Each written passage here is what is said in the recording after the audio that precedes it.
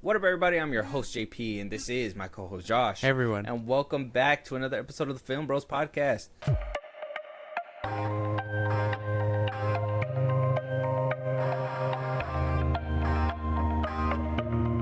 Josh, Yeah. dude, so many things are happening this week, right? From Superman basically being suppressed by the Fantastic Four. James Gunn has been struggling for air to basically promote his film still with the rise of the Fantastic Four. No pun intended to the second Fantastic Four movie. But with the rise of the Fantastic Four and it basically coming out swinging in the box office, a lot of the predictions were saying that it's meant to basically outdo Superman in his first weekend. On top of that, it was meant to apparently Fantastic Four it was looking to how do you say, like, basically get all the attention off Superman. Even though Fiege talked a little bit about Superman and we got a lot of Kevin Feige news that we're going to discuss. You know, nice and sweet banter between studio heads. Yeah, but we know that at the end of the day it's pure competition. Yeah, and they're here to kill. Feige could root and be like, oh yeah, go watch Superman, but you know he's looking at it like, this is cute, bro. This is cute. We're about to, we come at 4. Go enjoy it. Kevin Feige hit him with the hit him with the 4. hit him with the 4. So we're gonna talk about all that. Like I said, we got a little bit of James Gunn stuff, but he's been kind of snuffed out by the mega giant that is Disney, Marvel, and all that good stuff. But first things first, I got to stand up for my boy. Who? My boy Mario. Mario. Okay, yes, because over this past week, they did him dirty. And I feel like they're going to do him dirty in the movie, so I'm going to stand up for it now, okay? Okay. Hashtag, I don't know the hashtag yet. Maybe by the end of this conversation, we'll figure it out. But apparently Nintendo themselves decided to speak on the friendship between Peach and Mario, where people were like, that's a couple. I thought, that's a couple. Yeah. He's going out of his way to go and save her from Bowser. Yeah. I ain't doing that for no friend. Yeah. I get nothing at the end of that? Yeah, Are you kidding me? Risking my life out. Somebody else. All 8 of them. Nintendo says they're just good friends. You're telling me Mario's been chasing after Peach? Chasing after those peaches? All this time? For friendship? For friendship? No. Fuck out of my face. No. Horse shit. I call horse shit. They gotta be a couple. For instance, Peach and Mario are friends and help each other out whenever they can. Is the official Nintendo quote. Is this like marketing for a movie or something? Apparently Mario World. I do think that this is kind of setting that precedent. So when like the movies come out, people are not expecting them to be a couple. They expect them to have like friendships and everything, and it's just gonna be a friendship thing. And fine and dandy. We'll never get that relationship. I felt like they were kind of playing with it in the Super Mario Bros. That's what I thought too. I felt like they touched on it, but not really. Like if they were afraid to want to go full force. Like this is a kids movie, you can't commit. Exactly. So is this like their way of saying like we're never committing to that? And if that's the case, I would say justice for Mario. Justice for Mario. There's no way. That sounds like a step backwards, honestly. Like, why couldn't they always have been a thing? This new movie, or their sequel, might fuck all that up. You hit us with a Peach friendship, Mario and Peach friendship. She's like, whoa, Mario, we're just good friends. Yeah. Friend zone him, that's messed up. I feel like there's a YouTube skit where, like, that basically happened. I couldn't tell you. There's so many YouTube skits I couldn't tell you. Justice for Mario. Hashtag justice for Mario. Justice for Mario. There ain't no way that he ain't clapping these Princess Peaches' peaches. Let's just say that. Like, my God. It ain't. You can't tell me that it ain't happening. Yeah, no. Okay. And if you guys are trying to gaslight me right now, all right, I'm not dealing with it, Nintendo. Don't do that to my boy. Justice for Mario. Justice for Mario. 100%. Let us know what you guys think. Should they just be friends? They be good friends. They should be a couple. They should definitely be a couple. I assume that they should be a couple. I mean, Bowser's stealing her up and all that stuff. Like, isn't he trying to make her the wife in the movie too? Yeah, so it's right. like, well, okay, so maybe they're trying to change it from not being a love triangle to being like, we're friends and I'm looking out for my friend. Yeah. Who's trying to get swooped up. So they're trying to make Mario the fridge that's protecting the snack. The fridge? Oh my God. Yeah. A little more fucked up, but yeah. Some bullshit. Mario is not the fridge. Okay? He's the guy looking for the snacks. Yeah, that's fucking crazy. It's some bullshit. It's crazy. Moving on though, let us know what you guys think. Air Bud is returning. I know what you guys are thinking. Air Bud? What are we talking about, Josh? This is Air Bud making its 15th film in the franchise, making a return to theaters. 15. A 15th film in the franchise. Air Bud. Okay, what do you? What the fuck happened? Air Bud returns. They saw crypto and was like, people love dogs again. Let's go. Like, what? No. We gotta stop. The revisionism isn't here. We gotta let this go. Air Bud shot and dead in the Bronx. Like, we gotta do something here. I mean, are you an Air Bud fan? Dude, I feel like I've never seen any Air Bud movies. At all? Yeah. Not even in school? No. I feel like that's where like you get the most. I might have seen like Air clips or whatever, but no, not like that. Is he just good at basketball? Yeah, he's just a dog. I think one of them he does football and soccer at one point. What the fuck? Yeah, he does. Let me see. Let me see if I could. You know what, man? Sure. I guess in the climate we're in, where Barbie and Hot Wheels can get cars, Air Bud might as well return. I guess if that's what we're 15 doing. movies, man. Look, we got the first Air Bud that came out in '97. Okay. God Listen to me. damn. Air Bud the Golden Receiver. All right, '98. That's the next one, and then we got Air Bud World Pup. Okay, that's a good one. Air Bud Seventh Inning Fitch. Air Bud That's Spikes crazy. Back. What? Air Buddies. I watched that one. That's the one I watched. The puppy one. That's a good one. Snow Buddies. I watched that one too. Okay. Christmas time. Space Buddies. Never seen that one. They went to space? Yeah, they went to space. Probably before Paw Patrol. Probably. Santa Buddies. Sounds like the Snow Buddies won twice, but all right. Spooky Buddies. Halloween. Treasure Buddies. Treasure Hunt. There's like a camo in the middle. Treasure Hunt. And then Super Buddies. This one came out in 2013. So You the get last superpowers? the last one that came out was in 2013. Yeah. That's a lot of fucking movies. What Man, do it still ruined the Air Bud supremacy. No, That's what it happened. didn't. No, it didn't. Thanks, Snyder. I would say the MCU probably killed the hype in these movies. Whatever hype there was. I feel like everybody's seen the first Air Bud. Like nobody can tell me you haven't seen the first Air Bud. I'm not seeing I like maybe you can skip Air Bud Golden Receiver, World Pup, Seventh Inning Fetch, but you got to see the first Air Bud. There's like the fourth one has golf, right? Is that what it is? The Finch? It's baseball. Oh, what are we doing? It goes football, soccer, baseball, then volleyball, and then it goes to Air Buddies. What are we doing?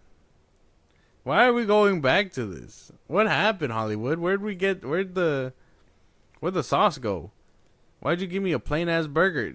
We gotta stop. This is not what we're here for. The original producer's coming back. What the fuck? Written and directed by Robert Vince. He's the original producer. He's been producing Santa Paws and the spin-offs. He wrote and directed 10 of them. Now he's coming back for another. What, bro? Do something else. He produced the 1997 original movie, which was a family-friendly sleeper hit, apparently, according to this article. Oh my god, my man! It is time to move on. You gotta be old as shit now. What are you talking about? I still got gas fare, bud. Like, what do you mean? Okay, all right. He has a statement. I'm gonna give you Okay. the statement. Okay, this is what he says. Actually, Chief Motion Pictures Officer Yolanda Macias said in the statement, anyone who follows the box office knows that we are experiencing an important moment at an intersection of the 90s and early 2000s nostalgia. Millennial parents looking for family-friendly movies to share with their kids. With the return of an iconic franchise that has remained popular since Robert created the OG Air Bud more than 28 years ago, we are offering a real treat that will resonate with fans across generations. This is the ideal first project for us as we expand our theatrical strategy to the kids and family category. Someone needs to check this dude's drive. All he does is kids movies. Yeah. He did Air Buddies. He did the Air Bud movies. He Yeah. did a couple movies starring a monkey, and now he's going back to doing Air Bud. What monkey? Spy Mate. Oh, never heard that one. Spy Mate 2. What's the director's name? Robert Vince. Oh yeah, Robert Vince. MXP Most Extreme Primate. What?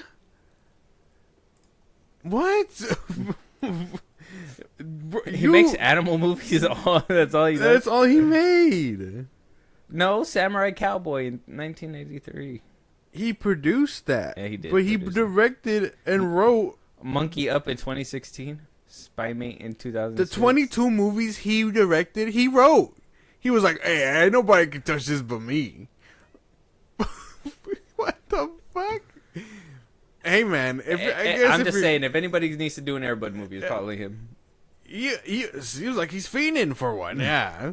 He's like, dude, I've been putting the script on your desk since 2013. He's like, hey, did you get to see it? Did you get to see it? We've been through 10 reboots already. Can I get another Air Bud? And then they were like, yeah. And now here we are, where I can officially tell you we might get a Stephen A. Smith in this movie. Probably. Air Bud is crazy. Like he's gonna do some shit like that. That, and we'll probably get like a LeBron cameo. LeBron cameo. If it's a basketball movie. Stephen Curry. I mean, this is a good moment to put all the basketball players along with the Air Bud franchise. We don't need that. Oh. I'm not watching this. We're not kids. We're not watching this. I'm sorry. You never... No? No. Don't ask me. They said, millennial parents are looking for something. Millennial parents, I never put on Air Bud for my kids. I'm just you don't need to. Millennial parents with good taste, actually. Not like, what, I don't know, anybody showing their kid this. Like, this is crazy. Like I said, I know teachers that put it on in school. I mean, when I was in school, and it's been a while. It's been a while for you. Why you say it like that? But yeah, so I mean, Air Bud to me, it's always a franchise that's gonna live on. I personally thought that they were still making some under the radar. I didn't know that they completely stopped back in 2013. Yeah. But it's good to know that it's coming back. I don't Air know. Bud supremacy. I don't know if it's good. Watch the original 1997 classic Air Bud. I'm not doing that. Sorry. Oh, okay. Well, I tried, guys. Let us know what you guys think about a new Air Bud film. Moving on, Josh. We are going to talk about Marvel. We're going to talk about a few things. But like I said, in the beginning, we're doing something different right now. We got a few highlighted things that happened. Like I said, the Nintendo thing, the Air Bud thing. That's the one thing that I just felt like highlighted the whole week. This other one, not so... you know what? It's not expected from the DC Studios CEO when I came across this clip, but everybody's been roasting him ever since, and I think that this is just something that we gotta address at least in the beginning before we get into everything. We still got to talk about him later, but I just felt like this one is something so small that we could probably just nip it in the butt right now. So let me show you the clip and you tell me what you think. Okay. What is Superman's middle name? Danger. Justin. Justin. W. Is it?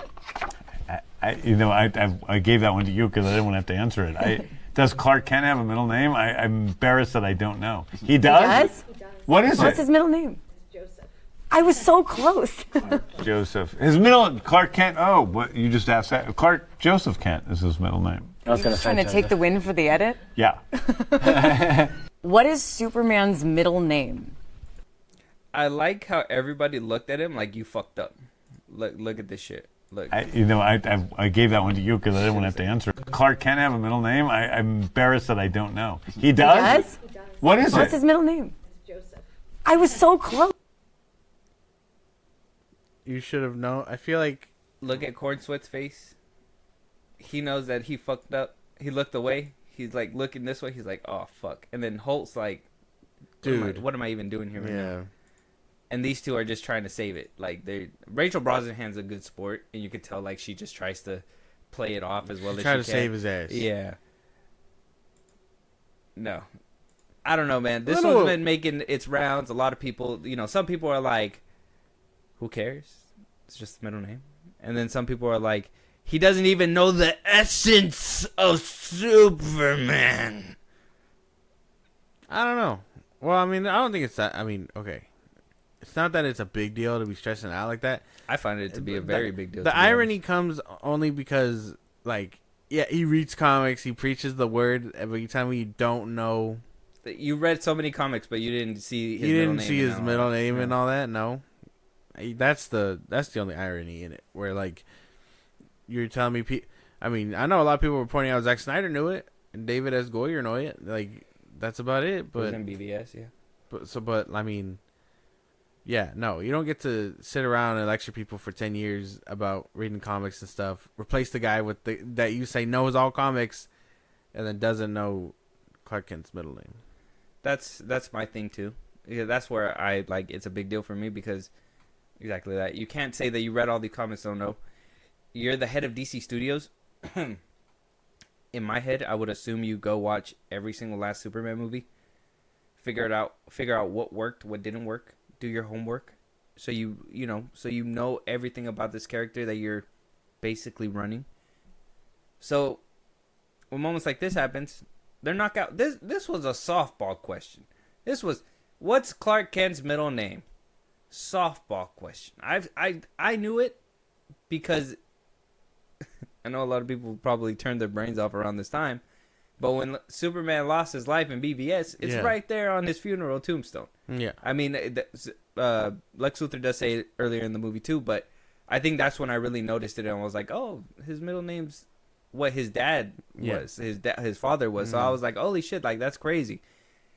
So just the fact that the DC Studios had, and then on top of that, like I said, if you look at the clip, I mean, even your crewmates, your Superman looked at it. Everybody had a problem with the way he responded to that question. And you try to play it off like, oh, you know, like, like I knew it all along. It's like, no, like it's just now you're just, what is it?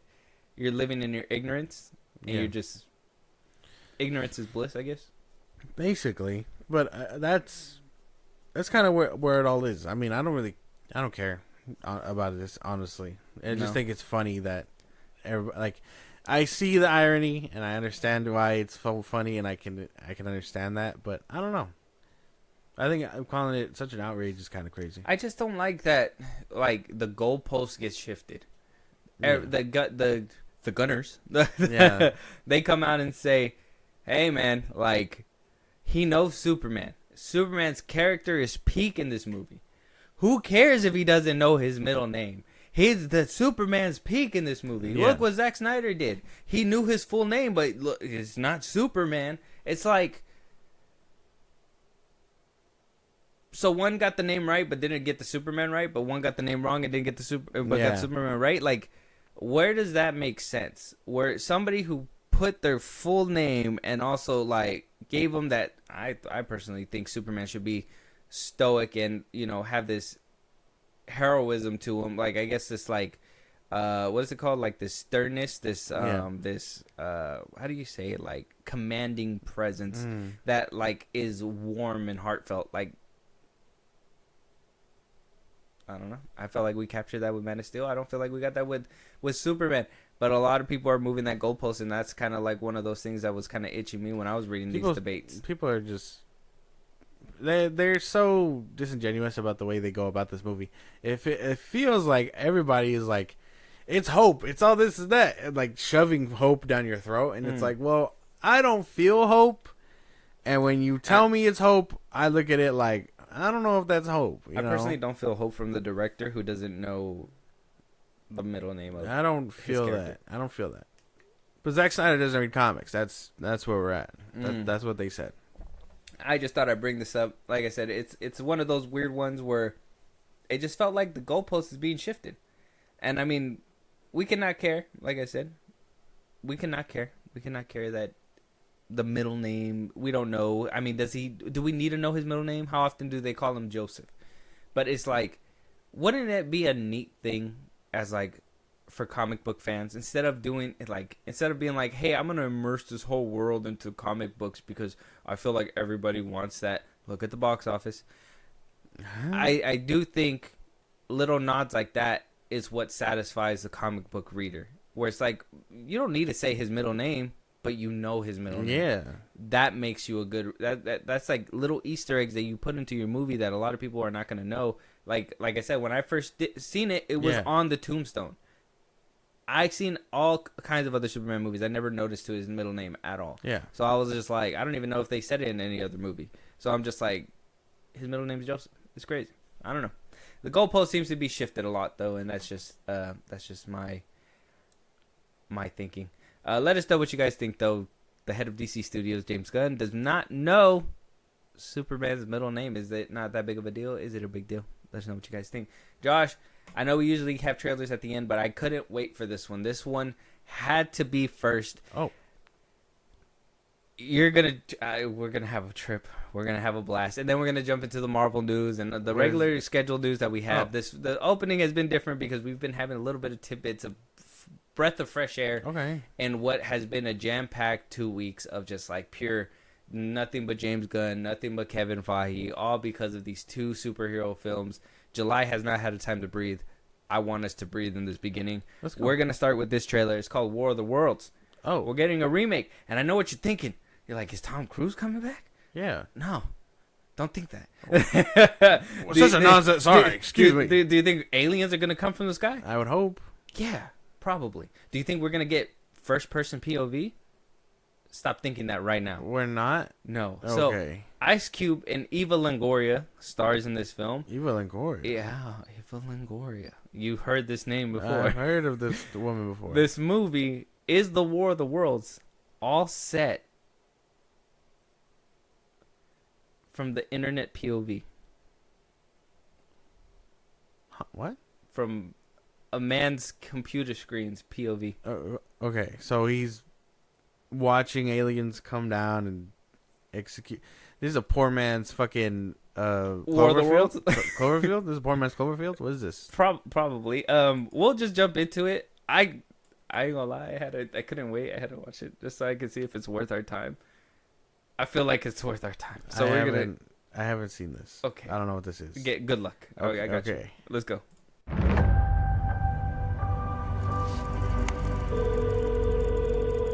Hey. See, you took the Sunday graveyard shift again. Dad, when's the last time you left the office? That's classified.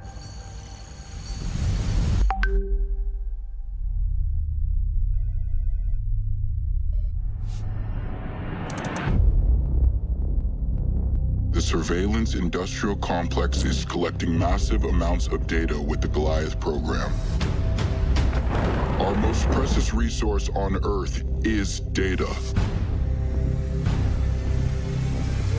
And data is food for the superior intelligence.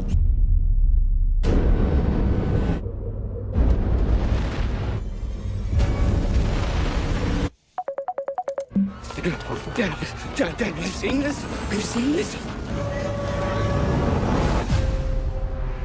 Can you tell yet what they're comprised of? No, sir. I've never seen anything like this. Eyewitness video is coming in from all over the world. Terrifying machines rising out of these meteors.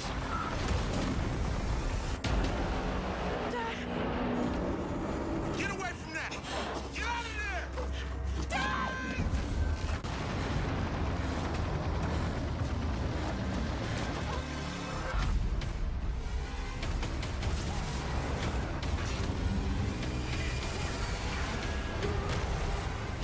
I'm coming for you now!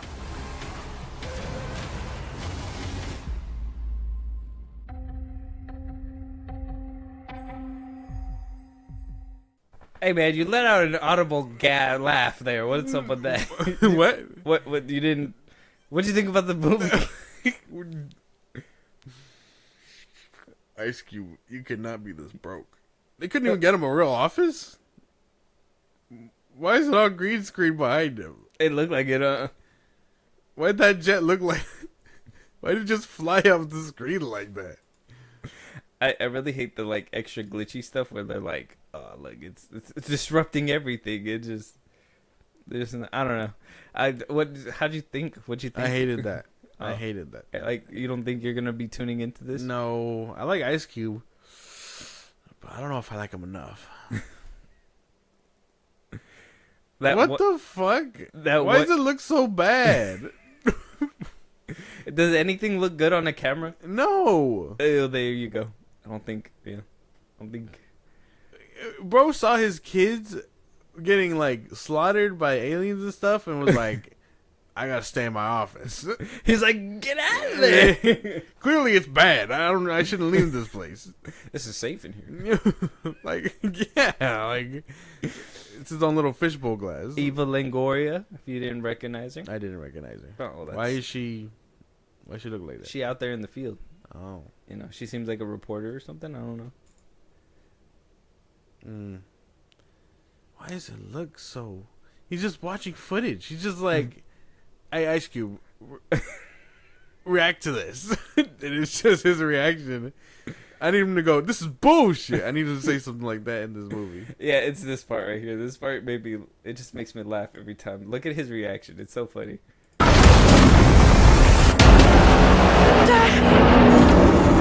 Get away from that! Get out of there!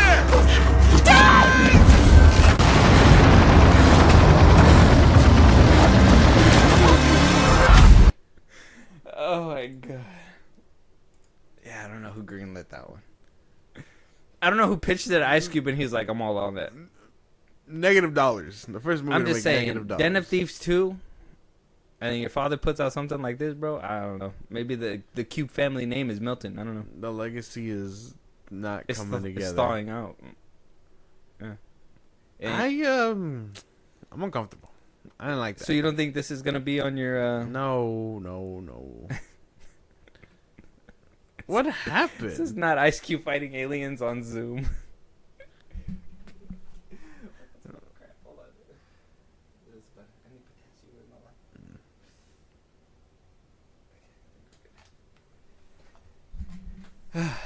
On Zoom. Oh my god. It's worse than you think. What? The CGI? Yeah. No, he literally says it right there. Oh, yeah. I don't know, bro. This one was... I mean, would you watch it when it comes out on Prime? Apparently it's coming out on Prime. This one is clearly a streaming movie, but you're telling me you get movies like this that don't make it off the cutting room floor, and then you decide to make a movie like, I don't know, starring Jake Gyllenhaal and, a remake Roadhouse, and you don't give that one a movie theater release. And so you're telling me you got to put that one, which actually has real talent and shit going on in it, against something like this, and you look at both of them and you think, people should just watch these at home, when one is clearly better than the other. It's disrespectful. You're playing with the game, and I fucking hate you for it. Yeah, Bezos. the fact that you look at both of these, it's like they both deserve nothing but. And Jake Gyllenhaal did do the most too. He overstepped people and tried to play it on the yacht and everything, and Bezos still said no. Some billionaire shit. That's crazy. Exactly. But I would have never. I think he heard World of Worlds and just greenlit it. He was like, I'm into it. And then they were like, Cube, you ain't even gonna do nothing but sit here and react to shit. And he was like, bet. Easy. Money. Knowing that boy ain't getting nothing but paper clips. Did Eva Longoria direct this? I wonder who's directing this. Let me see. If it's Eva Longoria, all the money went to Ice Cube. The CGI looks bad. Yeah, he's just watching poorly edited videos is what it looks like. Mm-hmm. Let me see. Is it called Revival? Oh, what? That's not what they said. No, I just said World of Worlds, but this one says Revival on there. Oh, maybe it's a workshopping name. No, directed by Rich Lee, it says. What are you directing? Who? Ice Cube? Hey, Ice Cube, be upset. The whole movie. Oh, he hasn't really done anything. He's been a visual effects supervisor for Minority Report, Pirates of the Caribbean, I Am Legend, and Tears of the Sun. This is his first directing debut, it seems like. Well, we can, yeah, dude, you tried your best, and this shit look like ass. Your best isn't your best. The story, a grounded sci-fi film in the vein of District 9 that touches on themes of privacy versus surveillance. Will Radford is a top cybersecurity analyst for Homeland Security who checks potential threats to national security through a mass surveillance program. Until one day, an attack by an unknown entity leads him to question whether the government is hiding something from him and the rest of the world. This shit look like ass.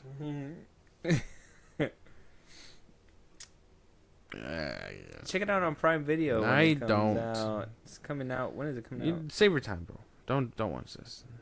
Don't do this. to Check yourself. out the trailer out right now on YouTube. You can have a good laugh with the trailer. Yeah, let us know your guys' thoughts. I don't know. Does it have a release date? Yeah. Well, 2025 it said. That's all it says. 2025. Like we don't know yet. We don't even know if we're gonna make it. Date set July 30th. Yeah, July 30th. Oh, so I this just week. seen it. Fuck. That is Next Wednesday. Hey, so don't watch that. Go home, spend your money on a real movie. Together drops the 30th, and then right after that you get Naked Gun. I mean, if you already have Prime, might as well. No, we can't endorse this. I'm not putting my name on this. I'm just gonna watch it just for a laugh. Watch the trailer. I think we should not be afraid of a laugh. If this looks funny on the trailer, imagine what kind of laugh you'll get out of the whole movie. Like, what if Ice Cube shit hits pants or something? What if I? He's like, oh shit. He shits himself. He gets shocked by on screen. He shits himself. Oh my god.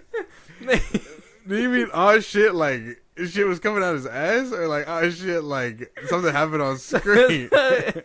Something happened on screen that caused shit to come out of his ass. So he goes, ah shit. Just him scooting away from the It computer. just seems like a perfect moment that you shouldn't miss. Okay. We'll check it out. We'll check it out. Let's check it out. No, shits and giggle one. Okay. This could be like a bad movie Friday or something. It's Okay, fine. then. Or like what's a better day of the week that sounds better? Bad movie Wednesday? Bad movie Monday. Nobody likes Wednesdays. It's like the middle of the week. Yeah. Mm-hmm. Hey, but to add this on top, geez, 13th Reason Why. Check out the trailer for War of the World. Let us know what you guys think. Moving on, we have Marvel's Kevin Feige. Like I said, we do have a bunch of stuff to unpack. He really did a lot of selective interviews this past couple weeks just to basically ramp up. Not mostly this past week that just happened, only because obviously the Fantastic Four came out. People want to know what's going to happen in the future. We got to be honest here. The Marvel movies have not been the best, right? They money wise, box office wise, and then you also have like the reception that people are giving to these films. Like, not a lot of people are liking them. You have the shills that are really shilling for them, and then come back and later on be like, "Oh, this movie could have been better." Yeah. But other than that, not a lot of people are giving it the time of day. I think Thunderbolts was lackluster this year. I think it only made like about 300 something million, right? Like 320 or something.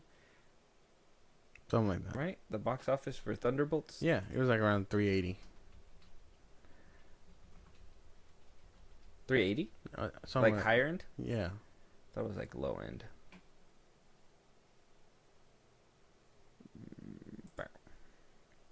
Oh yeah, 380. Aha. You're right, 380. So it made about 380. And then you have the other MCU movies that literally made less than that. Crazy. Thunderbolts made that much because it's like the best one out of all of them. But people really didn't give a shit either.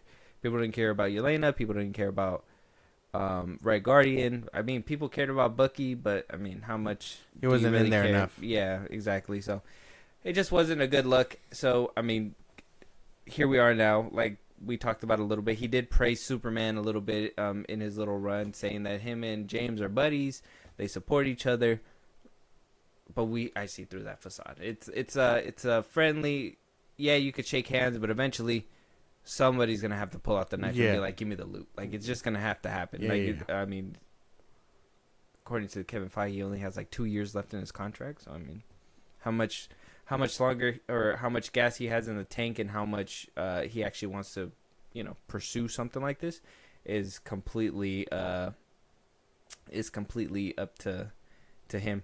So first things first, Kevin Feige did really emphasize on the build up to this movie, which I personally liked, and I really liked that this time it rang true and it was something that happened. We are going to be giving our Fantastic Four review. We did watch the movie. This is not the review. We're talking about the news and stuff. But one thing that we can kind of vouch for is that Fiege said that in this movie,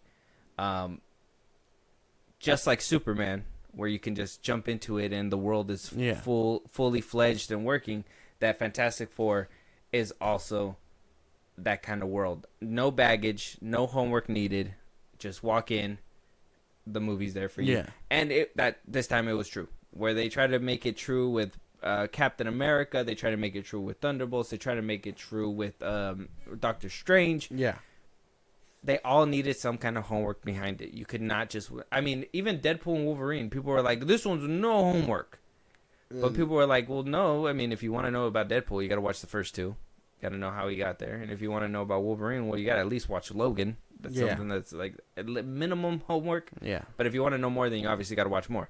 So that's something that kind of rang true, at least with this film, that you did not need that homework, right? So yeah. They were trying to tell you, they put out a list trying to say that you got to watch the Fantastic Four movies. I'm like, you don't need to watch those. Mm-mm. You can't It's make a funny me, gag. You can't make me sit through Fan Four Stick. God damn it, it ain't gonna happen. It's Fantastic 1, Fantastic 2, Fantastic 3. Yeah, Fantastic and then now 4. we're here at Fantastic 4. Yeah, First Steps. Every member gets their own movie. Mm-hmm. Mm-hmm. Actually, it's the same movie through their POVs. There you go. Look at that. He did say he didn't want people to also have the criticism of the way he quoted it, and this is his quote: "We didn't want to have the Eternals issue. Where were they? Where have they been? How come they didn't help with Thanos? We wanted them to be a part of the reality so that we didn't have to say, oh, look, they've been hiding over here." So, they did go with the unique aesthetic of the 1960s with like a futuristic vibe to it and really laid out the groundwork. So this movie, he emphasizes again that this is no homework required, which it's awesome. Yeah, it's awesome. It's awesome. It's true that it's very much self-contained until, you get to Doomsday and little whatever, breath of whatever. fresh air for real. I felt that way. Yeah, we'll probably go a little bit more in depth in the review and all that stuff. But yeah, so first things first. The first question that was asked from the Hollywood Reporter was, does Fiege know that Marvel made too many movies and shows? And Fiege says, yeah, that it was too much. That they decided to scale back. That it was a lot of streaming wars that were happening, that he says, and so they basically said, Oscar Isaac wants Moon Knight, take it. Miss Marvel, people want it, take it, put it out there. So I guess they put out the volume because of the streaming wars, and now they're scaling it back, and even he's admitting that it kind of muddied the waters, and so now they need to scale it back, which we did talk about. We've spoke about this before. We knew that was the case. The fact that it got out of hand to the point that it did, though, where these movies were literally dragging ass, not only movies, but TV shows, really worries me how much, Rob Liefeld has been kind of talking about it, too, that, Kevin Feige spent. I mean, Hollywood Reporter gave us that devastating fucking hit piece where they were like, hey, is Kevin Feige, is he basically done for? I mean, a lot of people are thinking that. Now we're at the point where... we saw all his flops. We saw these things. I mean, are we thinking that gas is going empty, bro? I don't think so. I think maybe now he understands where things went wrong, and this could all be like a final ditch effort. But I think with him understanding, we could probably get somewhere.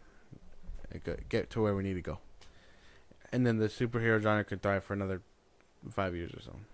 I do think he's low on gas. I don't think he's as low as people make it, like Rob Liefeld. I don't think he's spent. I don't think he's completely out of there. Yeah. But I do think the fact that he did have this limited amount of ideas and they said widen that scope, I do think that made the target harder to shoot for him. Yeah, and then, ditching characters and all that stuff doesn't help either. Yeah. Adding them... And ditching them is very much a problem that he had. Like, hey, where's Moon Knight Season 2? Well, no one really liked that one. So we're not going to touch that until we see him whenever. Exactly. And then like Miss Marvel, she's gonna be a lot of people like her, so I'm pretty sure we're getting more of her. But like Wanda's dead. Vision Quest, is he gonna show up and then not show up again until Doomsday or Secret Wars? Like we still got what shows coming up? Wonder Man. Is he gonna be a one-off? Like I want to be able to see him do multiple shit too. times. Yeah, not just be in there and leave. She-Hulk. No one really. Nobody really liked that one, but they still haven't done anything with her we haven't since. seen her again. We thought we were gonna see her like in the Void or something. We haven't even seen her. Born Again is the only Moon one. Knight. We haven't seen Moon Knight. Yeah, Born Again is the only one where they're like, okay, we're fast tracking to season 2. Yeah. Mm. So hopefully they're gonna be a little bit more laser focused. But I mean, yeah, at least we can acknowledge that it was a lot, and now that pulling back might help, but I mean, how much? We were talking about the damage as it was happening. And I'm thinking after this Fantastic Four movie does its opening numbers, we can see how much the brand is damaged. Because I do believe that this, kind of how Fahi was saying, that this movie is kind of no homework. You can kind of just walk in. I'm assuming Thunderbolts was hurt with the homework part. Yeah, I feel like that was Black Widow. You had to know where Bucky was, so you had to watch Sam Wilson and Bucky do their little adventure too. Yeah. Why he's a congressman. You had to watch kind of Captain America 4 because they addressed Red Hulk. And that one had a lot.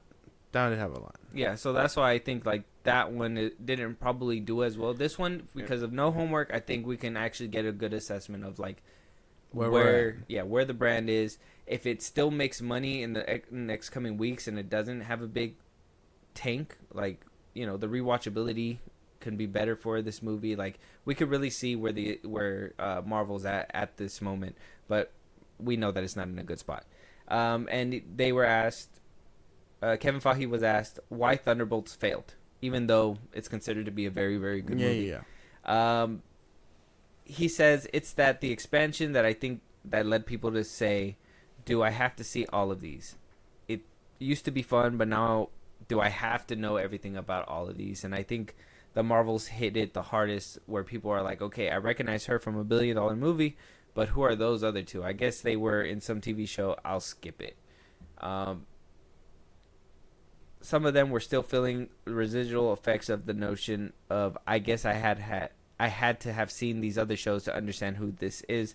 I think if you actually saw the movie, that wouldn't be the case, and we make the movie so that's not the case. But I think we still have to make sure the audience understands that.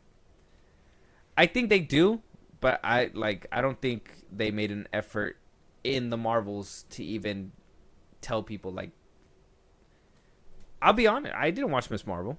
I didn't watch it either. I know of where she came from and everything because of the fact that obviously ear to the streets when it comes to this stuff. We played the game too, and like similar backstory there. I mean, not just that's true, like comics or whatever. But at the same time, it's like I don't need to watch the show to get the little tidbits of what I need to know, right? Like X-Men was a reference. They don't stress it out enough, and that's only because changing her powers was a really big thing for me too. Yeah, God, especially with the way like Reed Richards looks. So, well, our review will be out by the time you hear this, but like, not to get too deep into that, but I think it's crazy because, like you said, that comes with the expansion and like I said, ditching characters halfway through. We have not seen Alexei since Black Widow. We haven't seen Yelena since Hawkeye. Did you guys watch Hawkeye? We did, but Hawkeye isn't in that movie. Yeah. You're not gonna watch Hawkeye for the 2 episodes and 1-2 scenes that Hawkeye deserved the movie before Yelena's in there. You know what I mean? Yeah, but you know what I mean. Yeah. We haven't seen Kate Bishop in forever. Like this is their expansion problem, literally biting them in the ass. Yeah, it was just what was it? It was they fast tracked the expansion and didn't think. They fast-tracked the expansion thinking everybody was just going to follow in and fill up the seats. They didn't think like, oh, we still need to attract people in. They just assumed people are just going to sit down and be like, okay, we want to be here because it's Marvel. If this was Marvel in its prime, I'm sure they wouldn't have had that problem. But you're staggering. And you're only staggering because because the market and COVID and all that extra shit. Well, you got to be honest. Like even the movies with COVID and all that stuff. Like yeah, we could say COVID had an issue with like the effects and all that stuff, but movie wise, like Marvel hasn't had a hit since Infinity War. Endgame. 2019. I think story wise, Infinity War. You brought up you brought up a fun little argument that I'm not gonna get into right here, but What is it? I got something for after the podcast. But what is it? It's because it was a thing about it was about how movies are like if can I rate a movie based on one piece even though the second half is a continuation of that story? And I got into a fun little argument with my friend, and I was just like, "Are you dumb?" Well, a little side tangent. Okay. So, Infinity War. We all love Infinity War. You brought up the story being a little better. And I was like, okay, that's great. But that movie alone has to be like 8, 9 out of 10, right? It's good. It's really good. However you rate it. But you're giving it a rating regardless. Doesn't matter. Can you rate it that knowing Endgame finish it is the end of that story? Yes. Right? That's what I said. Because I'm like, because at the end of the day, Thanos still won. Yeah. The Avengers come back and bite him in the ass, but like he was the protagonist of that story essentially by being the bad guy, and he gets his satisfying ending. I'll argue you have to be a good story writer to even pull off something like that, because not only do you have to have enough story for the back end to make it compelling, and not rely on two parts to make a whole kind of thing. Twilight did it a good way too. Like you have to make sure that the first one leaves people with wanting more. Yeah. Like you can't give us a weak ending. You have to give us a good cliffhanger. Like Thanos won. Satisfies for people. Yeah. Makes people want to come back and see the rest of it. It's just more. There's more complexities when it comes down to stuff like that instead of just having one film. I think. Yeah, because I told him, I was like, he was asking me about like what movies I consider 10. This is all because I gave Superman a 3. But I was like, well, like I told him Sinners, I gave him the normal spiel, and then I said Across the Spider-Verse, I gave a 10. I thought that movie was amazing. And he was like, but it's not finished. And I'm like, what do you mean it's not finished? He goes, there's a third one coming out. And I'm like, yeah, to continue the story, but that movie starts and ends amazing. Gives you a good arc for Miles. Yeah. He grows bigger than what he was in the beginning. Exactly. Spider-Gwen also grows bigger than what she did in the beginning. They're both leading a team, or she's leading her team by the end of it, and then he's basically, he's not back home, but it left us with a good ending and also a cliffhanger, like a shock, where it's like, holy shit, like we thought we were relieved, and then no, look, there's more. So now everybody's waiting for that film. You know what I mean? But it wasn't like Miles' arc. Like I said, what I told him was Miles' arc done in there, or would it continue into the third one? I'm like, no, he reached his end by the second one. You want to know how I know it's possible, right? Go watch that. What's that one movie? Fucking what's that book? The book that didn't do good. The one with the girl that like she jumps and they make it's a meme where like she jumps the bridge and it's like I don't know. No, let me see. Hold on. And then I told him, I was like, well, what about like, I mean, you get Back to the Future, you get Empire. I told him Empire is a big example. Cause you're telling me because that one says to be continued at the end that they didn't have a full-fledged movie at the end. Divergent. So Divergent came out, right? Yeah. Divergent, and then they wound up doing. They did the first one, and then they did the second one, and the second one was supposed to lead into a two-parter into the third film, which was supposed to be a two-parter, basically pull off a Twilight movie. So the second one was so bad that they still greenlit it and were like, people are gonna come in for the third one because it's a grand scheme, it's a grand movie. We're gonna do it just like Harry Potter. We're gonna do it just like Twilight. We're gonna make a good movie. That movie sucked so bad, they demoted it to a TV series and said we're gonna finish it on a TV show, and then they demoted that to an indefinite cancellation. So like that movie was the nail in the coffin. They still were willing to push on past the second movie because it was still mixed reception, but that third one was the nail in the coffin. Oh my god! And it became a meme. Like there's that one meme where like she jumps and everybody like it's just a Oh my god, what the fuck? It's a meme. So that's how I know if the movie's not good. You're not even gonna like if the movie's not good, you're not even gonna want to see how that second part even happens or ends like that. So you know that first part needs to be good. Yeah, and that's how you know the first movie is good or not. Pacific Rim. I mean, yeah, they had sequels. They had a sequel, you know, years apart, but that first one's amazing. But you're telling me just because you complete the story doesn't mean that the second movie, you know, is a continuation or whatever. Because even then, they totally replaced it with Idris Elba and, you know, whoever else. In the second one. In the second one? Yeah. Can you remember the second Pacific Rim? Idris Elba died, though, in the first one. Oh, yeah. But they replaced the main dude. They replaced everybody. Yeah. They got, like, the kid from the Disney Channel show. Yeah. And John Boyega was in that one. Yeah. They try to make him his son. There you go. Oh, yeah. Idris Elba's son. That's right. Look, this is the meme. Hold on.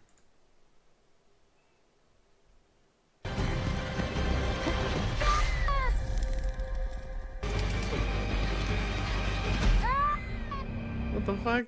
She just jumps off the thing? Lionsgate posted that. That's their movie. They are Damn. they are clowning their own movie. That's how bad that movie is.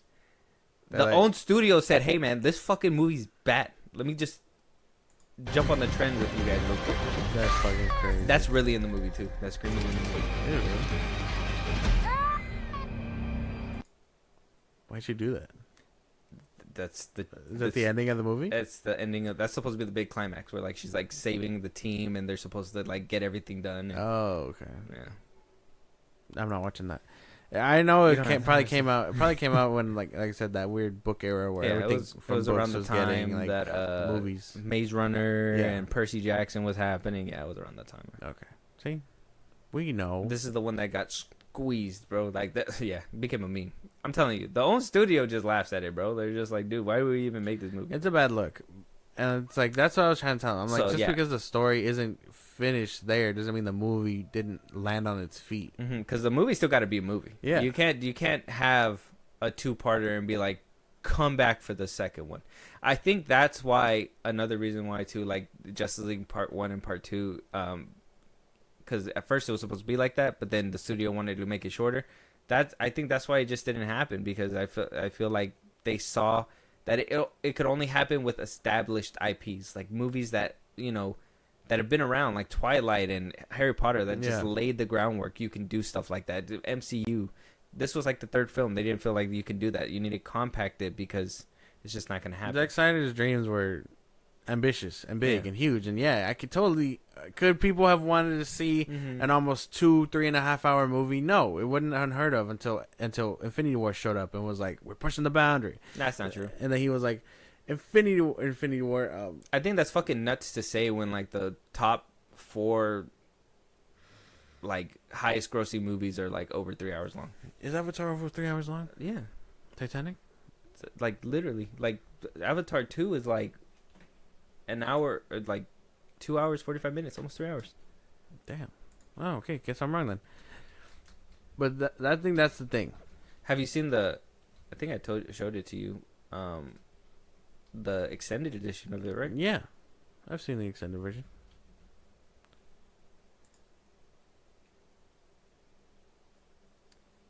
Avatar, Endgame, Way of Water, Titanic. See, all those movies are at least 2.5 to almost 3 hours long. It was great.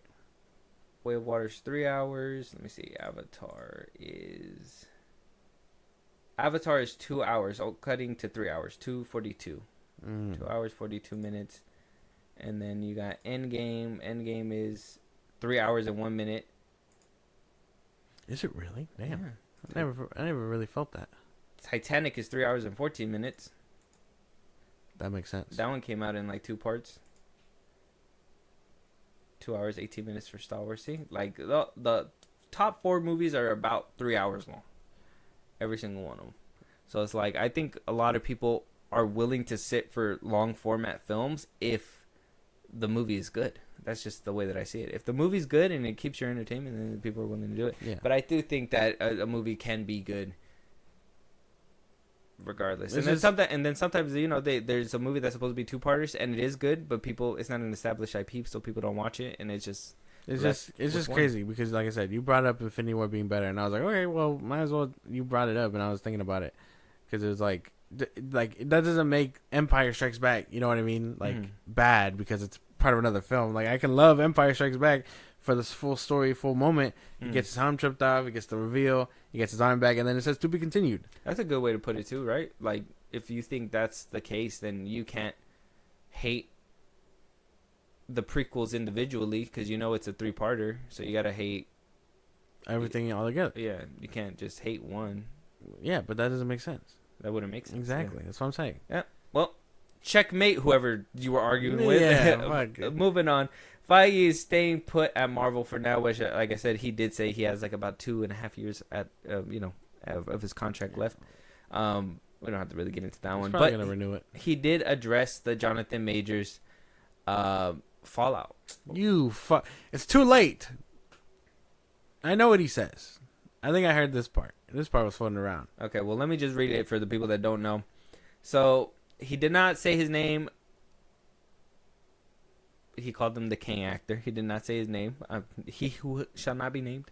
So, it says here, we had started even before what happened to the actor happened.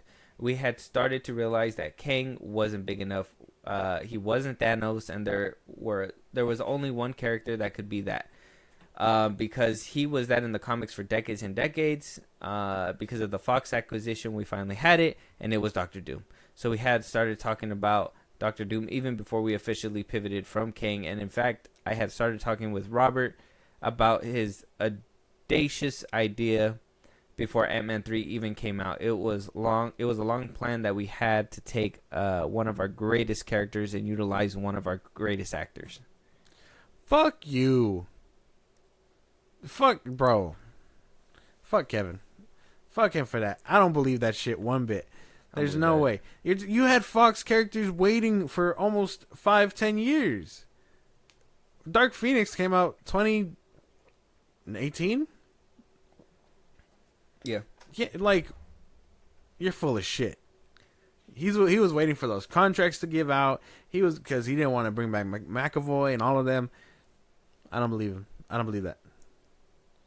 I believe that Kang was meant to be this big thing, But nobody was doomed. They undersold him. They undersold him for sure. They undersold him. His first appearance. How dare my villain that I wrote for not be good? Because I didn't give him a chance to be good. Fuck you. Fuck you. I get that. I get that frustration. I understand your POV. That is true because he is kind of throwing him under the bus. Like, oh yeah, he wasn't working out in the first place. But we were literally getting articles back when Ant-Man 3 came out that Kang was going to be this big bad, that he was going to be weaved through, that he was the next person to basically take on that role. Ant-Man 3 came out and squashed all those dreams. Let's just say that right now. That like what happened to him and Ant-Man was so bad to the point that they had to pivot. And I'm not saying that. I personally don't believe he was having any talks with Robert Downey Jr. I think that started happening right when he was talking to the Russo brothers. I want to say like around Strange 2. It was right around he was talking to the Russo brothers about coming back. Because only the Russo brothers would come back unless RDJ would come back. That was the big deal. Yeah. He's full of shit. Oh, you're such a fuck.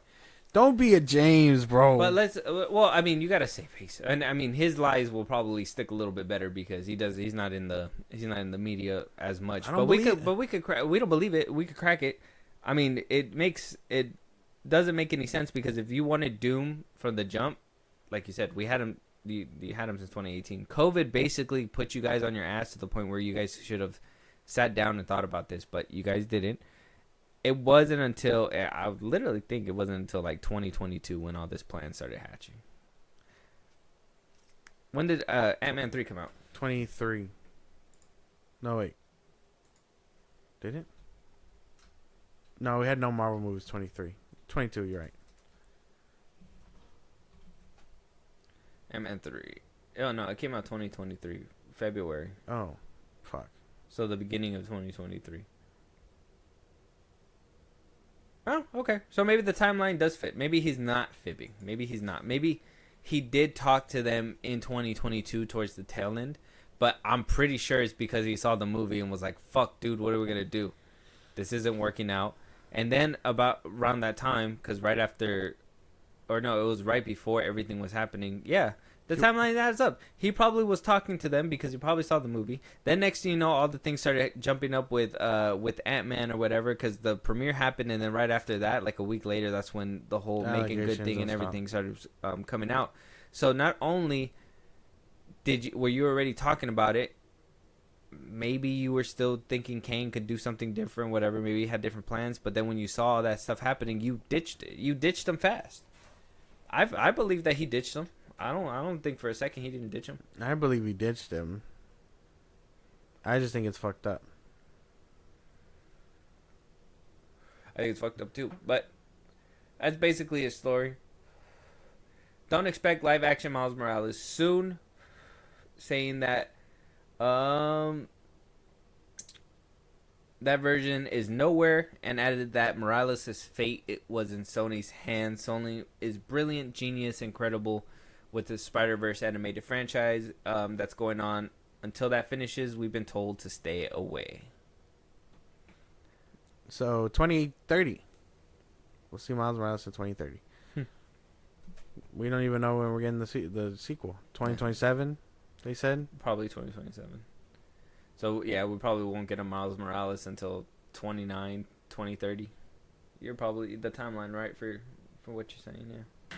Yeah, it's because I don't know what's going on with that movie. I mean, I understand the animation takes a long time, and we got our first looks a couple of weeks ago, or a month ago now, right? But fuck, dude. Just get it together. How is Invincible moving faster? How is Invincible moving faster? How's Invincible moving faster? Well, because they're not doing a bunch of different animated styles. I think it's because Shamik Moore making it difficult. Oh, shit. And they're like, stop gooning, Shamik. Stop it.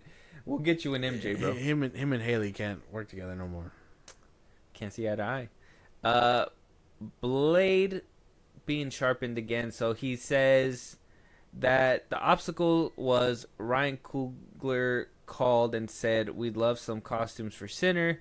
And he said, take them. He's our good friend. Take our costumes. We'll hold off on the movie. Oh, so Fiege gave Ryan Coogler the Blade outfits that they were going to use for their Blade movie. That's funny. So Sinners wound up using the extras outfits and everything. That's pretty cool. At least it didn't go to waste. That's nice. He joked a little bit, and then he said that after a couple of conversations, there have been 4 takes on Blade that have been in development in recent times. 2 of them were a period, 2 of them were not, and now we've landed on a modern day setting. Marshall Ali is still attached, and that Coogler, it has Black Panther as his priority. Literally none of that said we're ready. None of that said like we're good to go. Like and he pivoted to Black Panther. Yeah, he was like, yeah, Blade. Yeah, we gave away the clothes. Yeah, Marshall Ali still here with this modern day. And then on top of that, Coogler's coming back for Black Panther 3. It's like none of that addressed Blade. So bro. Blade. What about Blade though, sir? Take your cap off. What about Blade? Yeah. if the next hat you put on ain't vampire themed, we don't want it. Yeah, dude. Fucking tell us your secrets. It's just crazy. That's fucking stupid. So crazy. Pivot all I'm getting from this is we fucked up because of the expansion. We threw Kang under the bus, and no Blade. Yeah, no Blade. But we figured out when we want to put him. Roughly. The whole conversation felt like a Black Panther. Yeah, Coogler called. Oh, you know he's doing Black Panther? Like, Yeah. You know who did a vampire movie? Ryan Coogler. He's also doing Black Panther. Yeah. Have you go. seen Sinners? Wow. No. What a the pivot is crazy, right? Yeah. Like, oh my goodness. So yeah, nothing to come about there just yet. We'll have to wait for that. It says here, tonal malleability is a key to Marvel's success. Says that yes, there will be more R-rated stories coming. So obviously, a lot of people have been clamoring for this. They say Marvel is too one note, it's too happy, too fun.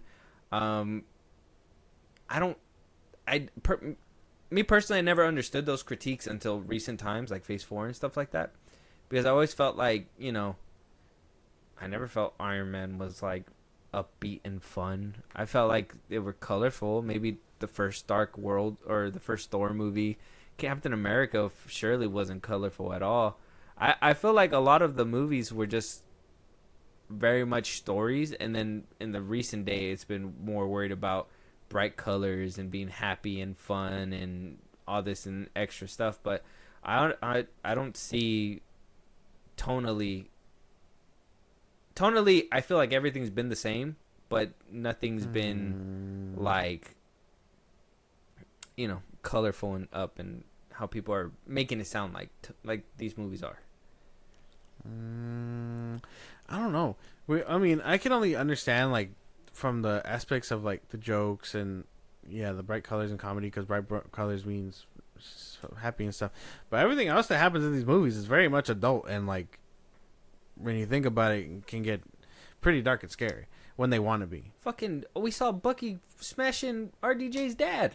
Shit's fucked up. That shit was fucked up. We saw a girl in Thunderbolts vanish right before our eyes after being saved. That shit was fucked. That shit was dark as fuck. That shit made my jaw drop. Did not see that. Right? Shit. Like, that shit was dark. Like, this shit gets dark. And, like, there's nothing bright about Iron Man. It's just, I don't know where that came from. I think the only thing that I can understand where that came from a little bit is just like, the jokes that they write and the bright colors and stuff. And I think maybe no real stakes. I think the only ones that really are, like, light and bubbly and campy are the Guardians movies.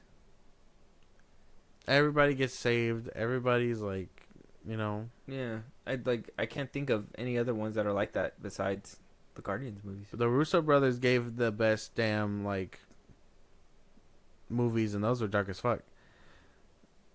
That is true. But people are blurring the line between being like dark and PG-13 and being dark and edgy and R-rated.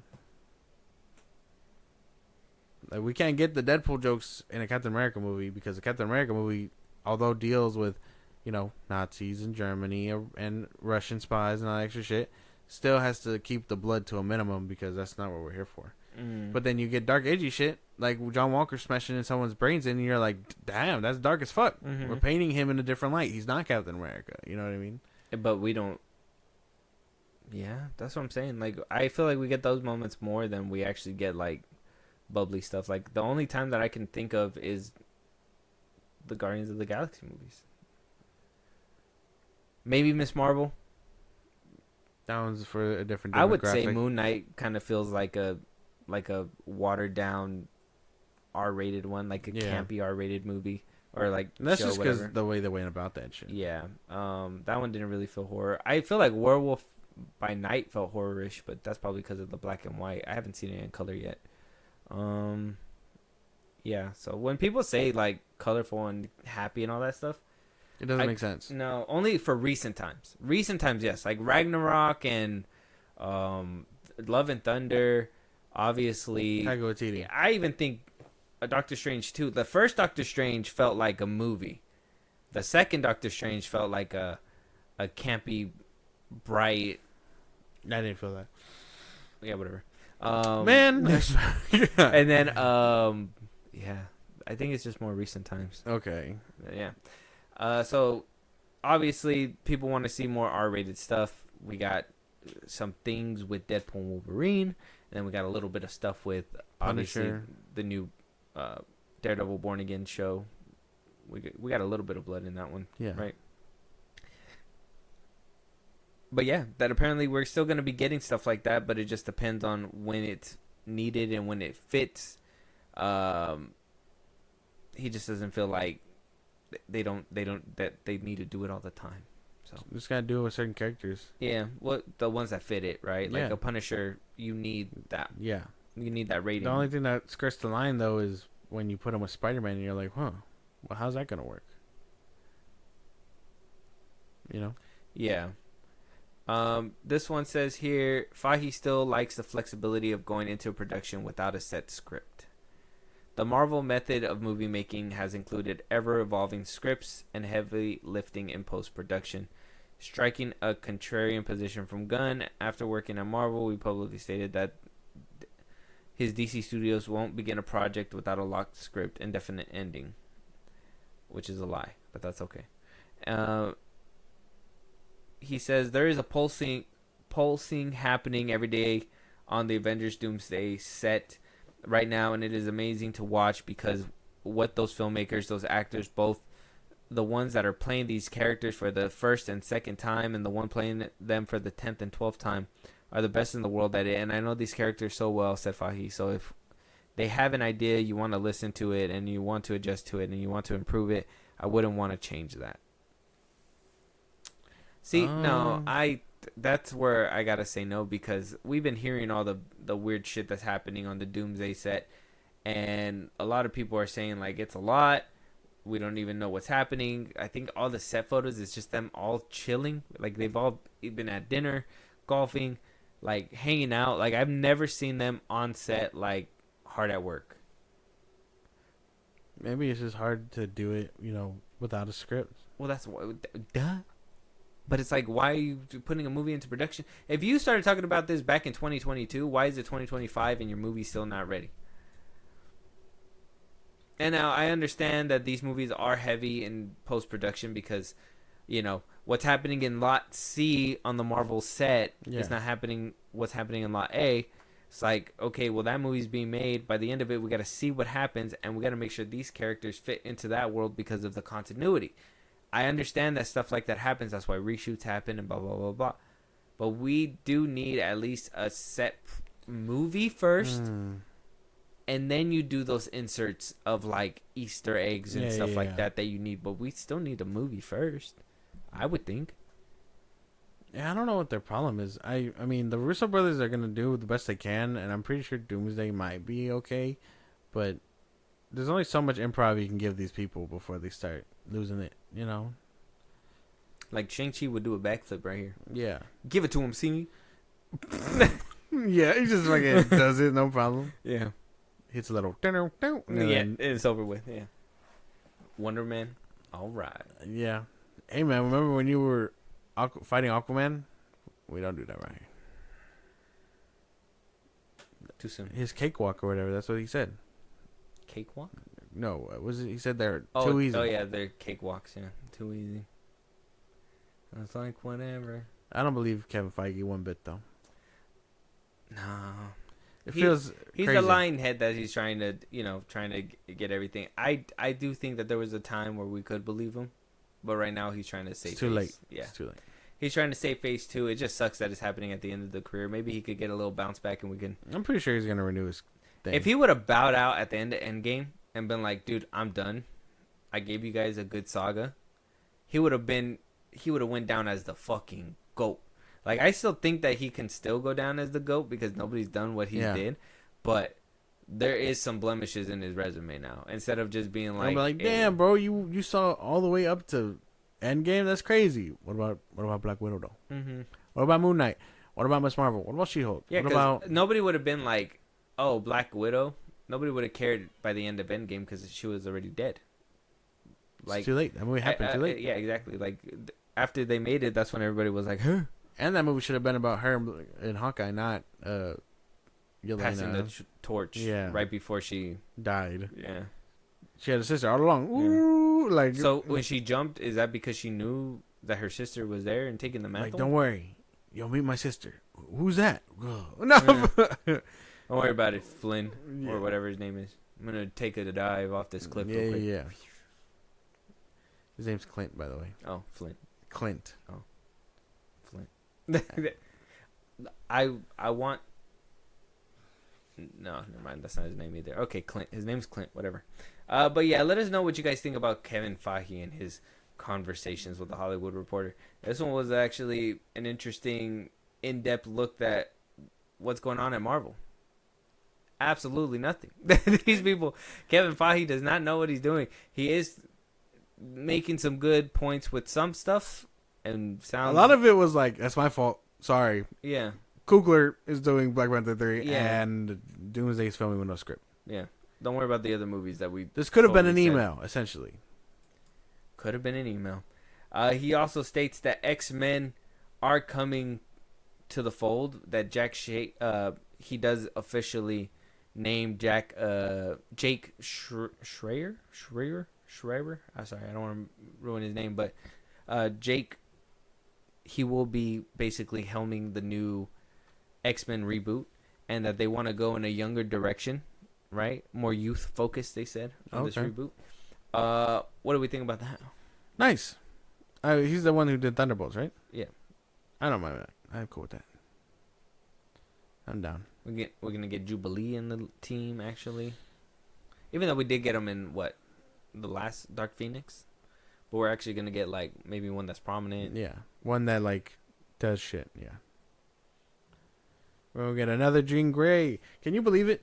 We've lived to see 3 iterations potentially of Jean Grey, Mystique, like all the X-Men. Isn't that cool? It is pretty cool. But also, they made up a good chunk of my childhood. So if this is kind of like a drive-by stomping, It's not. It's not. No, it's not. I mean, because I cherish them. We're gonna see them again in Doomsday. we're gonna see the older ones. Yeah. I don't know if we're gonna see the younger cast. I I hope. Yeah. McAvoy and Fassbender meeting Stewart and don't help me. What's his name? Ian. Ian McKellen. Mm-hmm. McKellen. They already did that. Days of Future Past. Magneto didn't meet himself though. Oh no, he didn't. Xavier did. They had like that good moment. Yeah, I don't want your pain.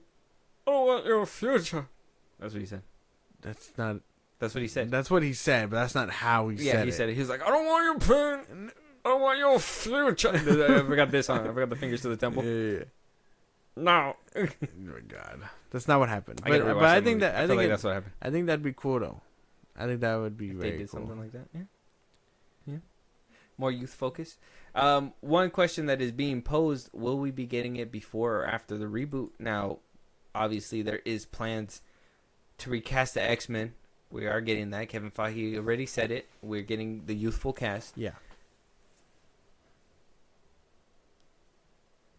He says reboot is a scary word for him, though. He doesn't want to reboot after Secret Wars. He wants to start off with, new cast, new, he doesn't want to keep Iron Man with RDJ, he says. He wants to eventually It's a reboot. be able to change it up, saying that, you see the James Bond people recasting every single time. You see... They're reboots. Okay.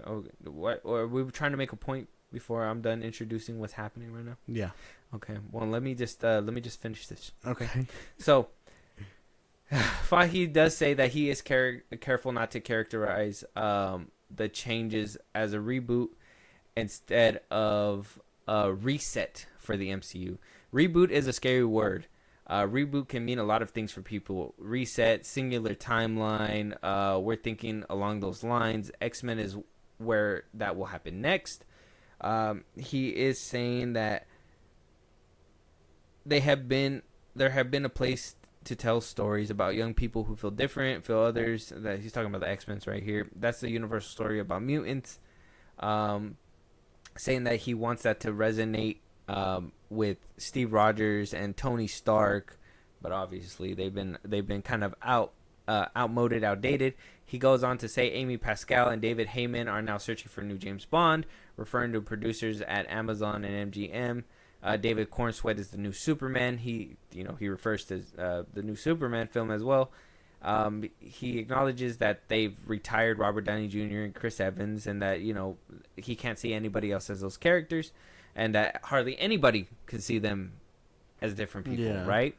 How are they going to replace Sean Connery? They just do it. They just go and they put a new person and they, start a new storyline. So that's basically his thought process. I'm assuming is that they're gonna either reset the main timeline, where it's gonna be Earth 616 and just completely go about it or whatever, or they will do something along the lines of maybe starting in Earth 828 with Fantastic Four and building off that in a new universe. Or maybe completely just saying we're in a different universe altogether.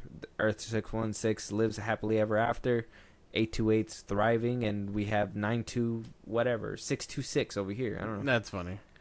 I mean, yeah, I guess that could be the case. I understand what he's saying. Would it lead to multiple movies is my thinking. In different multiversal things, I guess. I'm pretty sure. I still want to hear your thoughts. The multiverse. I just wanted to make sure to get that out. The multiverse is always in distress in these fucking books and comics and all that stuff. If the universe can't stay saved, it's the multiverse that ends up cracking because of all the shit that's happening. So I'm sure that's inevitable, in another 10 years or whatever. Mm-hmm. But if he's trying to DC Earth 1 prime it, I mean, I can understand that. Yeah. Maybe now that everybody's under the belt. Although it took some fucking time, everyone's under the belt, so you can just have these movies finally be coincide with each other now. I guess that's not too bad, but reboot, being scared of reboot is you can dress it up fancy however you want in the way and franchise they're talking about it. You could it's say a reboot, soft reboot. They could be soft reboots too. I mean, if you gotta watch Doomsday and Secret Wars, and then watch whatever movies come out next, I guess that makes sense. But if he's just trying to be boom, big finale, that universe is gone. Here's the new one that had to be reset, that had to be set. Because would we the be old satisfied a Flashpoint kind of ending where everything just kind of fades to white? That's fine, yeah. I could see that, in Secret Wars, they're shit, man, the multiverse is destroyed. We got to start anew, and then they start a new one. Boom. Yeah, it goes all white, and then by the next movie, it just starts in a new world, universe. New world, new Iron Man, new Spider-Man, new everybody. We would be okay with that? Yeah. If Secret Wars just kind of fades to white, it's that's the end of that universe. Here. Yeah. It's we're starting new here. It's Tony, you gotta take us back in time. And Spider-Man's there yeah. And Tony just starts running. Oh, okay. Well, they wouldn't do something like that. Okay. But yeah, Quicksilver, clank, clank, clank. It's just built a time machine. Well, I don't think it'd be a time Pedro, machine. we need a time machine. Well, with Secret Wars, they managed to reset it because of the one above all and all that stuff. So they could probably do something extreme like that, where it's just you know what, this is all fucked. We fucked it. We just start over, and then just. It's just Kevin Feige talking to the audience. Hey, man, we fucked up. We're just gonna. For those of you that managed to stay here since Endgame, thank you. Yeah. For everyone else that's just joining us, you have 10 years to go through. And then they gotta do that song again that they put at the end of Deadpool 1. Yeah. I guess you have the time of your life. Yeah, that one. That one. Just reuse it. Just Fuck redo it. Just might as well do it. There's no timeless classics like that. So, we're set then. We know that X-Men's gonna come out after the reboot. Yeah, I would say we wouldn't. We wouldn't put them before the reboot. The right? time frame they have is kind of fasting. So then it is what it is. They got to keep it that way. yeah. Let us know what you guys think, though. Man, a lot of things happened. A lot of things happened when it came to Marvel. Like I said, Feige's been trying to keep the spotlight away from Superman. I think it's been working. I might be right when I said that it's not gonna hit 500 mil. I hate being right when it comes to bad things, but hey, it is what it is. I could watch the sunset on a Grateful Universe. Nowhere near a Billy. That's what they said they wanted. Yeah, they said a Billy, right? Hawk Girl, Metamorpho, Lex Luthor, James Gunn penning a Superman movie. Mr. Terrific. This is gonna hit $1 billion. Guy Gardner. It didn't even scrape 500 mil. It's not even gonna touch 6. Kaiju. It's not going nowhere 7. In a superhero world, that shit is fading fast. You saw Hall of Justice. Fantastic Four already did its numbers better. So, no Billy. No Billy. Womp womp. Womp womp. Womp womp. It just sucks sometimes. Moving on. Speaking of Superman and not making a Billy, apparently we have to rinse and reuse the same writer on multiple projects. Anna Noruega?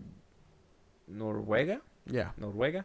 Anna Noruega, she is coming and gonna be pinning the new Wonder Woman movie, the reboot that is gonna be basically ushering the new era of DCU superheroes. We already have the new Superman movie that was written and directed by James Gunn. And then we're supposed to be having the new Batman film sometime soon, The Brave and the Bold by Andy Muschietti. Now we have Anna Noriega, who is going to be not only penning, she penned Supergirl already. That's shot, ready to go. She's doing Teen Titans, and now she's also doing Wonder Woman. What do we think about the same writer going into different things? Now, I know what some people are saying, man. She probably got the juice. That's the bag. She got the song. Yeah. The same writer wrote for the last 3 DCEU flops. Jesus. I don't know. So we just got to think about it that way. Like, be optimistic, but cautiously optimistic. Are you happy that we're getting this writer locked in, at least with these movies? I mean, yeah. I guess, yeah. Teen Titans and Wonder Woman. Supergirl's already in the chamber. Yeah. No, this is good. This is not bad. I fuck with this. This is pretty good. I think the only issue can be, like, if she's going to be like James Gunn and you're going to get hints of things in other ways or whatever. But if this is a way to, like, try and keep continuity and keep herself employed, I guess it's not that big of a deal. James Gunn isn't really looking to hire, like, other people right now, so he's too busy getting $15 million for a movie. Apparently so. Like I said, I can see it as good or bad. I mean, it could be some really neat stuff coming from her.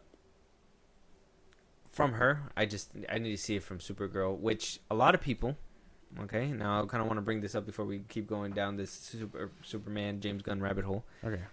Superman has not been doing amazing. No. All right, we're going to talk about James Gunn's excuses to why. He says that it's an anti-American sentiment overseas, and, you know, that apparently Superman's not a commodity out there. That he's not somebody that, you know, a lot of people know. He's more of an American superhero.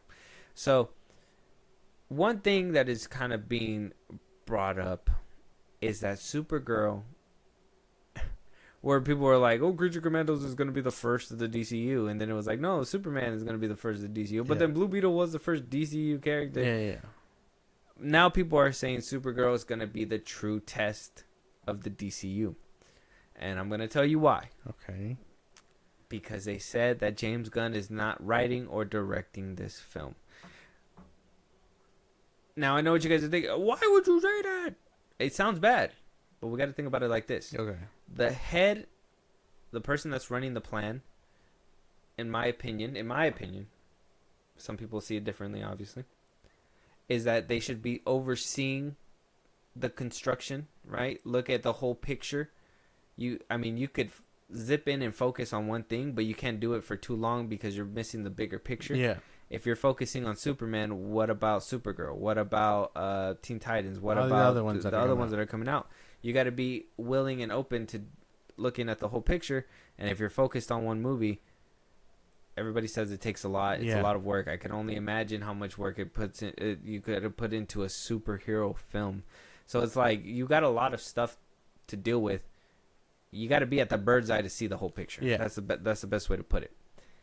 They're saying because he did not write it, nor did he's just basically overseeing it, that this is going to be the true test of whether the DCU will be able to make it. This is the first movie. What the fuck? Why are we moving the goalposts so damn much? I understand coping, but Jesus, put it down. I mean, I see it only in the sense that, you can get that understanding. Yes, right? But okay. like you're telling me if the dude that you're putting the keys for, the dude that praises, the dude that should know Clark Kent's middle name, the one that reads the comics, the one that you guys have been rooting for since Zack Snyder's departure, like, you're telling me that he couldn't pull an easy $600 million But the real test come with Superman, of all people. Remember when I said this? If Superman can't bang, how can a Fantastic Four movie bang? I swear I was hearing like people. I think Grace Randolph even said like Superman has a safety net of 500 million. Like that's the safety net. It's not gonna crack 500. I don't think it's cracking 5. But that's what I'm saying. If a movie like Superman, written by James Gunn, who they say is this guy, who the shit, the same reason that Zaslav hired him for, can't do that. Fantastic Four is gonna do it. I hope it does.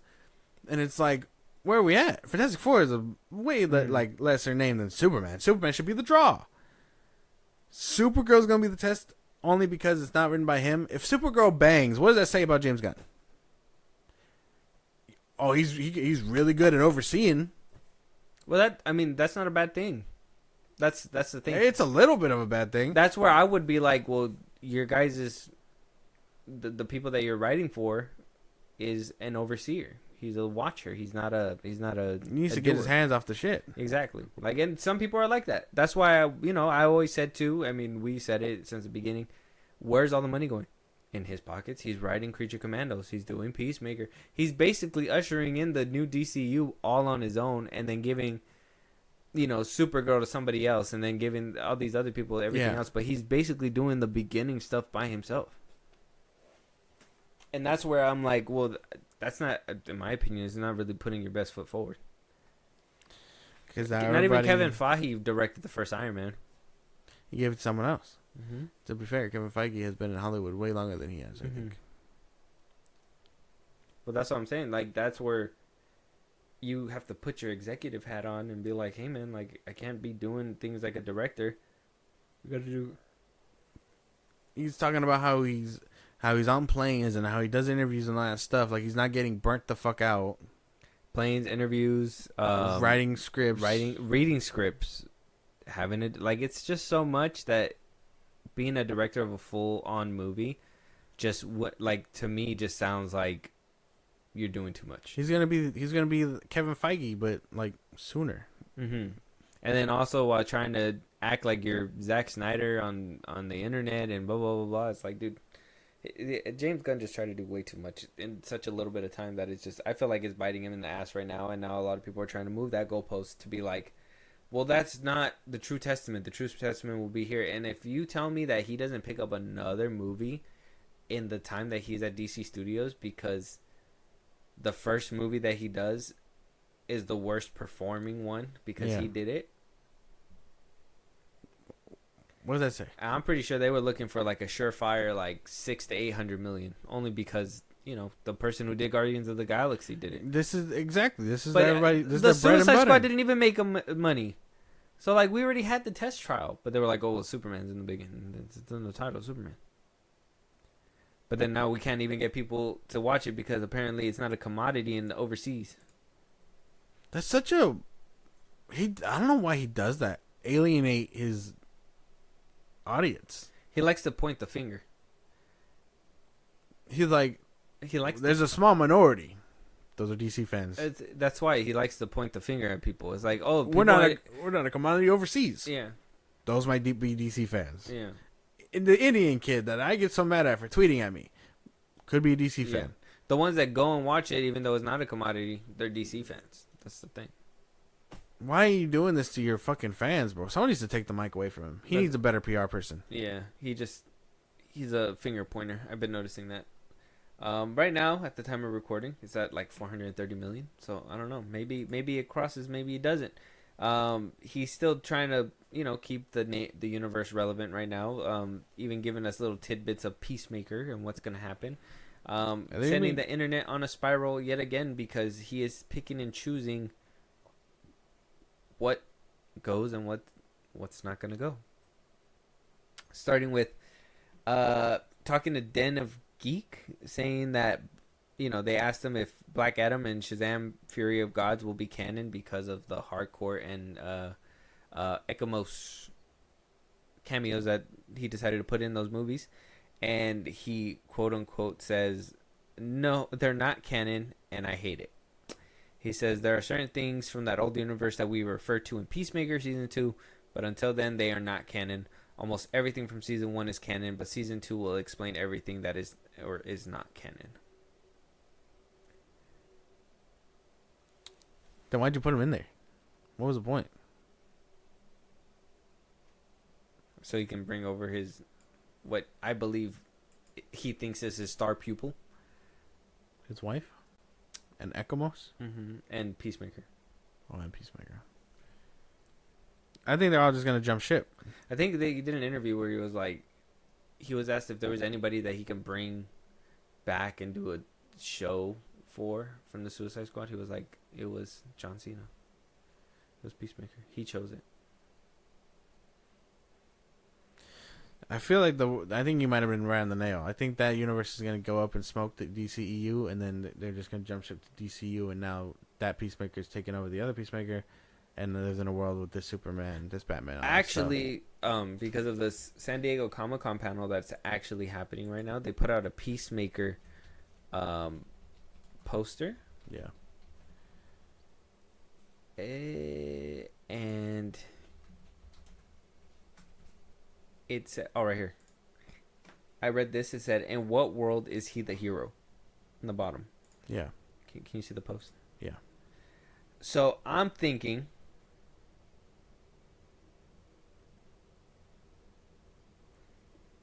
The helmet looks ridiculous. I think he's gonna jump ship, obviously, and he's gonna try to take out this Peacemaker so he can be looked at as a hero, and then he's basically gonna be on the good guys team. He's not gonna no longer be a bad guy. He's gonna have like a rehabilitation arc and all that stuff in season 2. Oh, probably then. Either way, it sounds like a fucking chore. He's still gonna be a foul mouth, on his own vigilante though. He's gonna. I mean, they endorse that kind of thing. Look at fucking Guy Gardner and Sean Gunn. Apparently, he was supposed to call him a pussy. He was supposed to call Superman a pussy. It kind of is. But they cut it. He kind of is a pussy. Mm-hmm. He's a bitch. He's a pussy. This is how James Gunn sees him. Yeah. So, I mean, we talked about this a little bit before, so maybe not stay on it for too long, but, I mean, how do we feel about him actually acknowledging and using it as promotion at this point that he's going to be picking and choosing what's going to be canon and what's not? Yeah, we're already 3 projects deep into his DCU. It's time to just take the Band-Aid off. Should he have rescrapped? Should he have just started from the beginning? Yeah. But is he going to? No. So, shit, man. You might as well just fucking go. That's where we're at. 100%. 100%. Now, there was one show that he said that they're on the verge of greenlighting. And I was really curious on what that show was going to be. And they wound up giving us another article. Oh, yeah.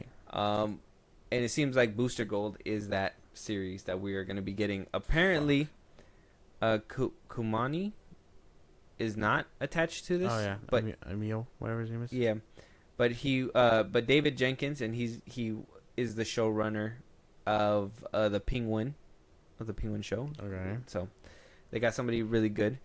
David Jenkins, he's going to be the showrunner and be doing like a pilot episode for the Booster Gold show. Like I said, they don't have a actor in mind just yet, but they're getting that show up and running. I'm assuming this is the one that James Gunn was referring to when it came down to like what was going to come next when it came down to the TV shows. We're getting a Lantern show. Supposedly, we're supposed to get Paradise Lost, which I'm assuming that's going to be scrapped and just be a Wonder Woman movie. So technically, this would be like the second show in his DCU, and it's Booster Gold. I mean, I don't care about this character. No. I mean, they can make me care depending on who they cast and all that stuff. But if it's someone uninteresting, like Sean William Scott, I was thinking more like Chris Pratt or something. You want Chris Pratt? No, I'm saying like if he's someone uninteresting like that, I'm not in it. No, but that's what I'm saying. Like, will Sean William Scott put you in there? Do you know who that is? Yeah, Sean William Scott. Show you a quick Who picture. is he? Quick pick.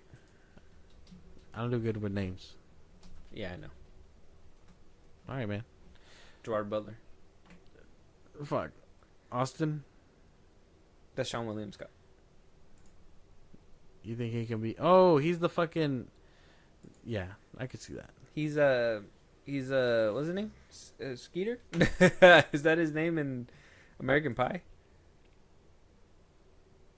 Stifler. Stifler. Stifler. His name's Stifler. Skeeter. Stifler. I think it would make a good Booster Gold. I think he's funny to the point where, I mean, if he just dyes his hair blonde or whatever, I think he's a little bit on the older side, so I don't know if they would be willing to do it. That's James Gunn's alley. But I also think he'll be cheap. Probably, yeah. He hasn't had a lot of work, so yeah, I'd be cheap. I mean, James Gunn could pocket himself another 15 mil and just skeet out on his performance. you get 50,000 in a graham cracker. I get 10 million. All I'm asking is for $2.5 million and an 8-ball. No. So I mean, I don't know who else. I mean, Glenn Powell is also a name that I've seen thrown in there too, which I can see that happening too. If they had the money to shell out for him, I don't think He's too expensive. Yeah, right now he's way too expensive. He's on the rise right now. You gotta like tank his career real quick or something. That the He's hanging around with Tom Cruise. I'm just saying. yeah, It's gonna be hard to get him. That boy know his worth. Tom Cruise is about to protect his I'm boy pretty. with his life. I'm pretty sure Tom Cruise told him, "Hey, stay away from these engines because Mm-hmm. they will fuck your ass up." He's like, don't go over to Sony. They made The Mummy. They put me in the War of the Worlds. We don't need all that. War of the Worlds was actually a good movie. Look at the sequel. He's like, stay away from Marvel, and then stay away from DC, unless it's a high paying ass. He was like, I almost was at DC, but they fucked me with Green Lantern. Yeah, he was like, basically. not anymore. He's like, Paramount's the place to be. Like I wonder if that's like what. I wonder if that's an actual conversation they have when they look at each other like Yeah.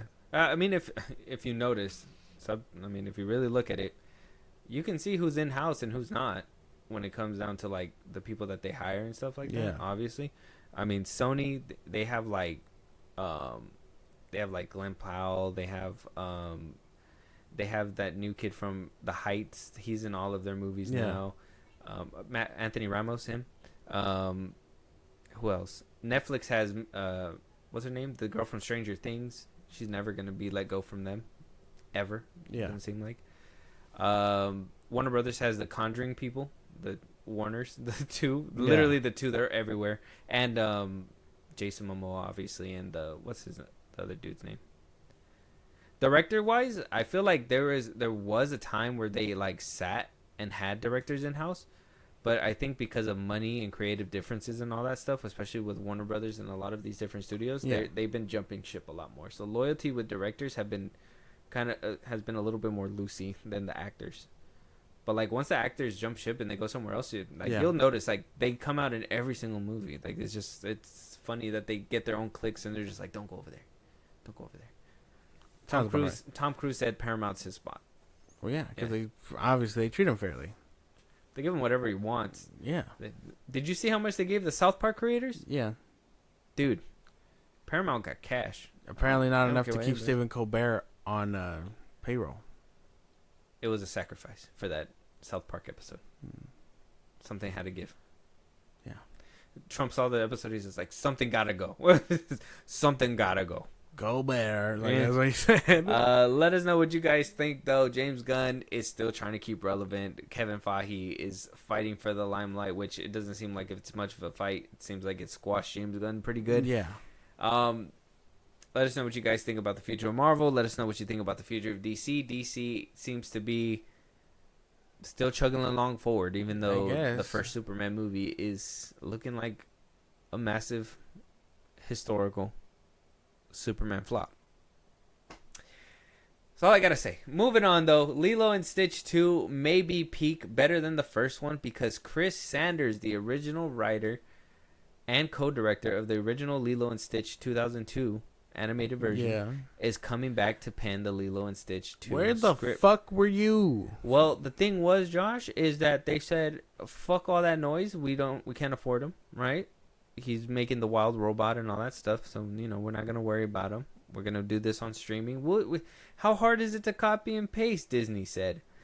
They barely made it out alive. They fucked it. They still made $1 billion. Yeah. So I mean, barely making it out Those alive. Disney adults, they're, man. They're over there laughing their asses to the back. I know Stephanie literally said that she liked the movie anyways. Disgusting. That's crazy to me. It's gross. It's crazy to me. It's crazy. But like, so I feel like they saw the backlash and said, "Hey, we barely was able to make it out alive." Obviously, Stitch brand is strong enough to carry us to a billy. But if the movie is not as good, the second one, I feel like they know that it's not gonna go up. It's gonna drop. So we want to make sure that they get everything working on all cylinders. And since they made a billy, they said, "Hey, Chris Sanders, we got the money. We're gonna put it in theaters this time off rip. What do you think?" And he was like, "Yeah." I don't know what that was, but yeah. Hey, this is the only thing I can imagine when Disney backs up a truckload of money to your house. Yeah. When they're just like, "We really want you. Beep, beep, beep. This is how much we're willing to offer." All right. Johnny Depp is just like, I'm not impressed. Yeah. Where's my alpacas? Where's my alpacas? Give me my alpacas. But this sounds pretty cool, man. I guess I don't know. I think after the first one, I'm just very skeptical on where second one will even take us. Even if we get like the other experiments, you know what I mean, or no Gantu, whatever, like that'll be like the test. Well, they made money, so I'm pretty sure they're gonna do a lot more. So, I can hope. So they made money. That's the only thing I can say. But it's good that he's coming back. He's actually gonna help with the script. Obviously, he's still doing the Wild Robot sequel. But I mean, like I said, if they back up the truck, I'm going over there. He's gonna just fast track the Stitch. He's like, "Wild Robot." Yeesh. I'll come back to you in a minute. We can't even get Pedro Pascal right now.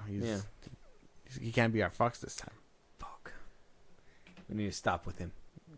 Let him go. No.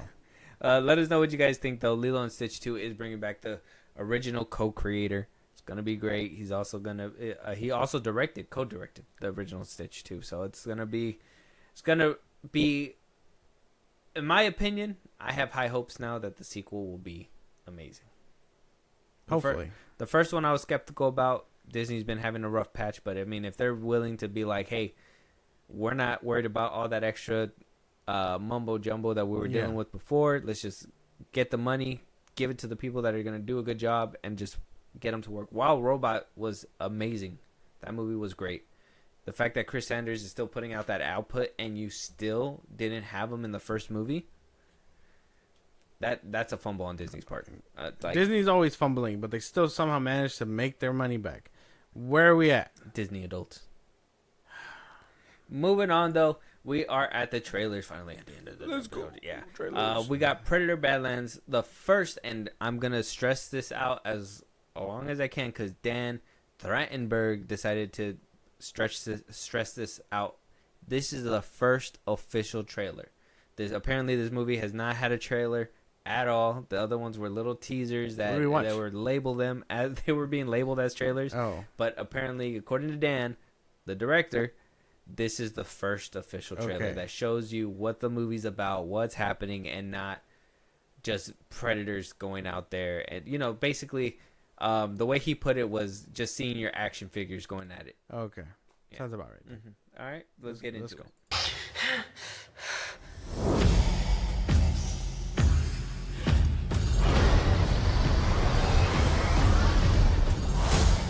So this is your first hunt.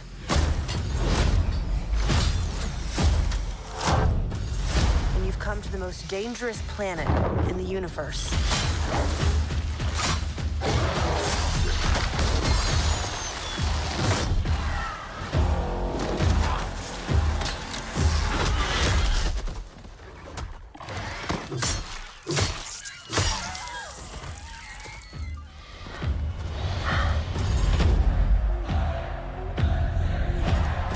You're after a creature that can't be killed. The definitive apex predator. I could help you.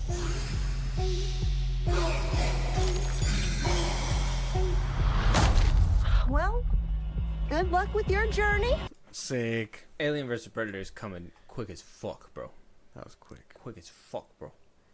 That look. We're getting the Wayland robots. It looks like this is a newer version of what Sigourney Weaver was rocking when she got into her little robot battle with the xenomorphs. So, even those spores in the beginning too. I don't know if you caught those. I mean, we caught them in the other trailer too, but that kind of reminds me of the xenomorph spores too. So it seems like to me like we're leaning to that way. I don't want to just jump into the Alien versus Predator train. I think this movie looks fine. I think Predator Badlands looks like a Predator movie, more Predator than what we recently had gotten with, like, obviously, what was it? It was Predators or whatever. Yeah. I think with the new direction that we've been having a great, basically a great Predator season, honestly. It's been amazing. And this movie looks like it's just going to be adding to This that. looks really good. And I was right. My initial thoughts off the teaser were like, she's going to be translating for him, and we're actually going to get to understand what he's saying. Oh, yeah. That's going to be cool. That was cool. When he was like, I'm prey to no one, that's cool. At least we know that y'all ain't just speaking gibberish and just screaming at us. He's like, you called me ugly. Yeah. Wow, I'm not ugly. Yeah. That's basically what they're saying to us this whole time. Damn. Where's the subtitles? We need subtitles all the way to the beginning. The Yeah. very first Predator. Did you see that San Diego Comic-Con that they also put an extended cut of the ending where they saw Donald Glover and Arnold Schwarzenegger? I did.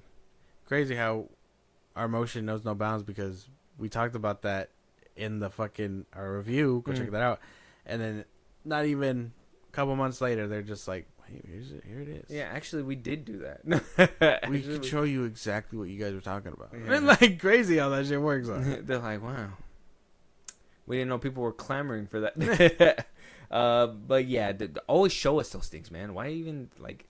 And it's just like, they're like, oh, we're going to put out the extended cut. And it's like... 2 seconds. 2 seconds. 2 seconds of that. It's literally the girl, and they just add them to it. Yeah. It's like, all right, well... I'm not going to watch the whole thing again. The fuck? I might. It's pretty good. It's pretty good. Except for the water one. I didn't understand that one. That was kind of like the weakest one for me. What? Yeah. Let us know what you guys think. Check out Predator Badlands. It looks pretty decent. Looks good to me. Moving on, Josh. We finally got the trailer. We got the FNAF 2 trailer. Oh, let's go. We got... What's her name? We got Bonnie. We got Chica. Yeah. Freddy. Yeah. Alligator Mater. No. Oh, fuck. Sorry. No. It's an F. That's an F. Freddy. No. You said that. Fazbear. No. That's his last name. He's a fox. Fox. What's his name? It's so easy. Furry. No. Fugly. No. Shit, dude, what is his name? I know it. Hold on. Okay, Bonnie, Chica, Freddy, the puppet. No, the puppet's the other one. Puppet. It's one of them. That's one of them, huh? What's his name? It's Foxy. Foxy. I said Fox. Yeah, that's not it. Fox. That's not his name. Get away from me, Fox. All right. Well, here's the trailer. I don't know if you've seen that it was released, but you know they released it during San Diego Comic-Con, so they were very much excited. They also put out a little teaser for the people that were in attendance. I saw it. It's bootlegged. It's not real though. Damn. I mean, it's real, but it's a bootleg version. I have to show you on a different time. Hopefully, they let out that thing, but yeah, all we got is a trailer right now. All right, you excited? Yeah.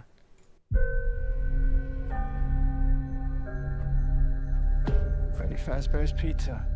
Definitely not the Freddy's I remember. You're thinking of the franchise location.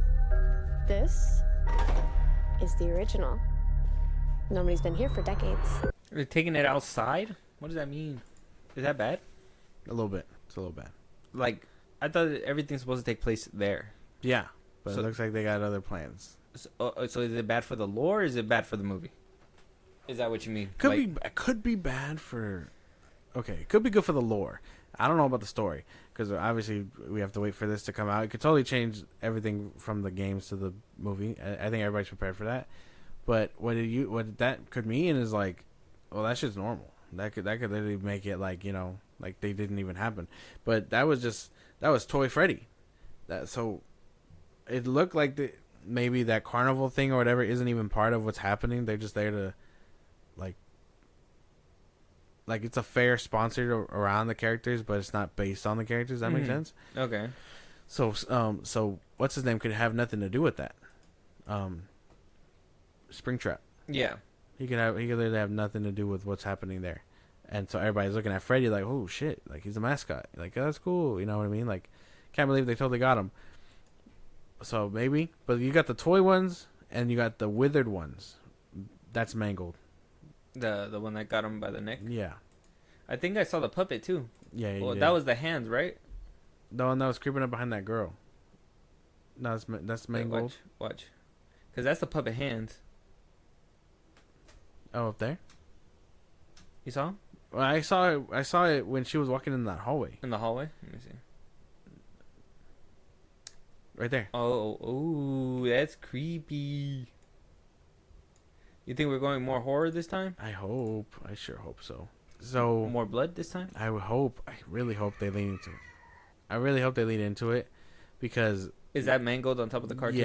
yeah. Mangold is a unfinished animatronic. Yeah, that's him. Damn, that boy doing crazy shit right now. Oh, look, and he back unscathed. Potentially. He don't even look like dead. He did, and then look at play it. The hand right here that grabs her looked like withered. Oh, So like it maybe. was him withered. Yeah. Oh, like it's playing tricks It with him. could have been like a flashback, maybe. See, but like the hand that grabs her, boom. Oh yeah, Unless she's dreaming or something. and that's Foxy, right? Foxy. Yeah.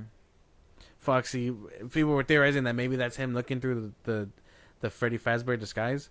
Because that in the game, the mask that he puts on scares the other ones away, but it doesn't trick Foxy. So a lot of people were thinking like maybe He that's him caught seeing up right to through him. it. See, that's the old Chica. Yeah. From the first one, but then Mhm. we saw a new one. Toy Chica. Yeah. Bonnie. Mm-hmm. I know the song for this one. Mm. It took my or whatever. Yeah. I thought this was looks pretty good. It looks better than the first one. Looks like they're going all in on the horror aspect, where the first one felt like they were trying to.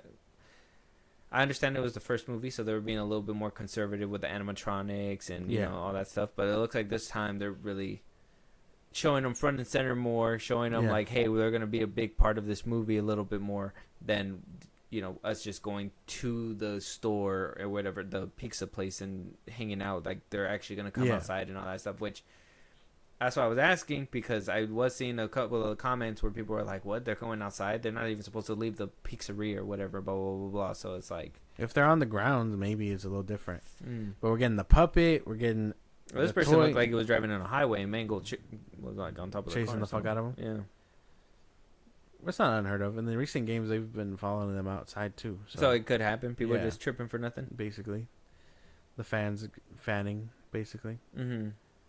But we're getting the puppet. We're getting withered toys, animatronics. I like the way that looks. We're getting the toy versions of them. Yeah, it's gonna be a lot. Okay.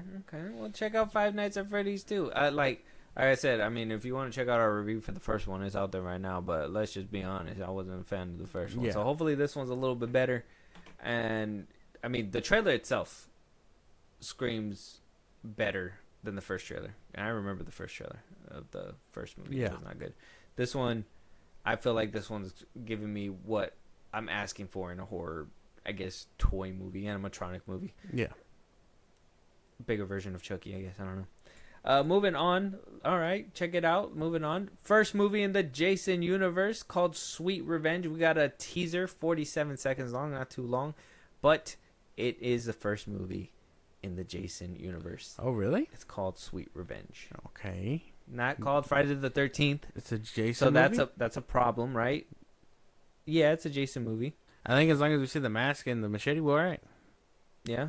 I mean, not calling it Friday the 13th, though. It's kind of a little bit of a issue. For sure. But maybe they just don't want to have to repeat that. Oh, Friday 13th 1, 13th 2, 13th 3. No, that's true.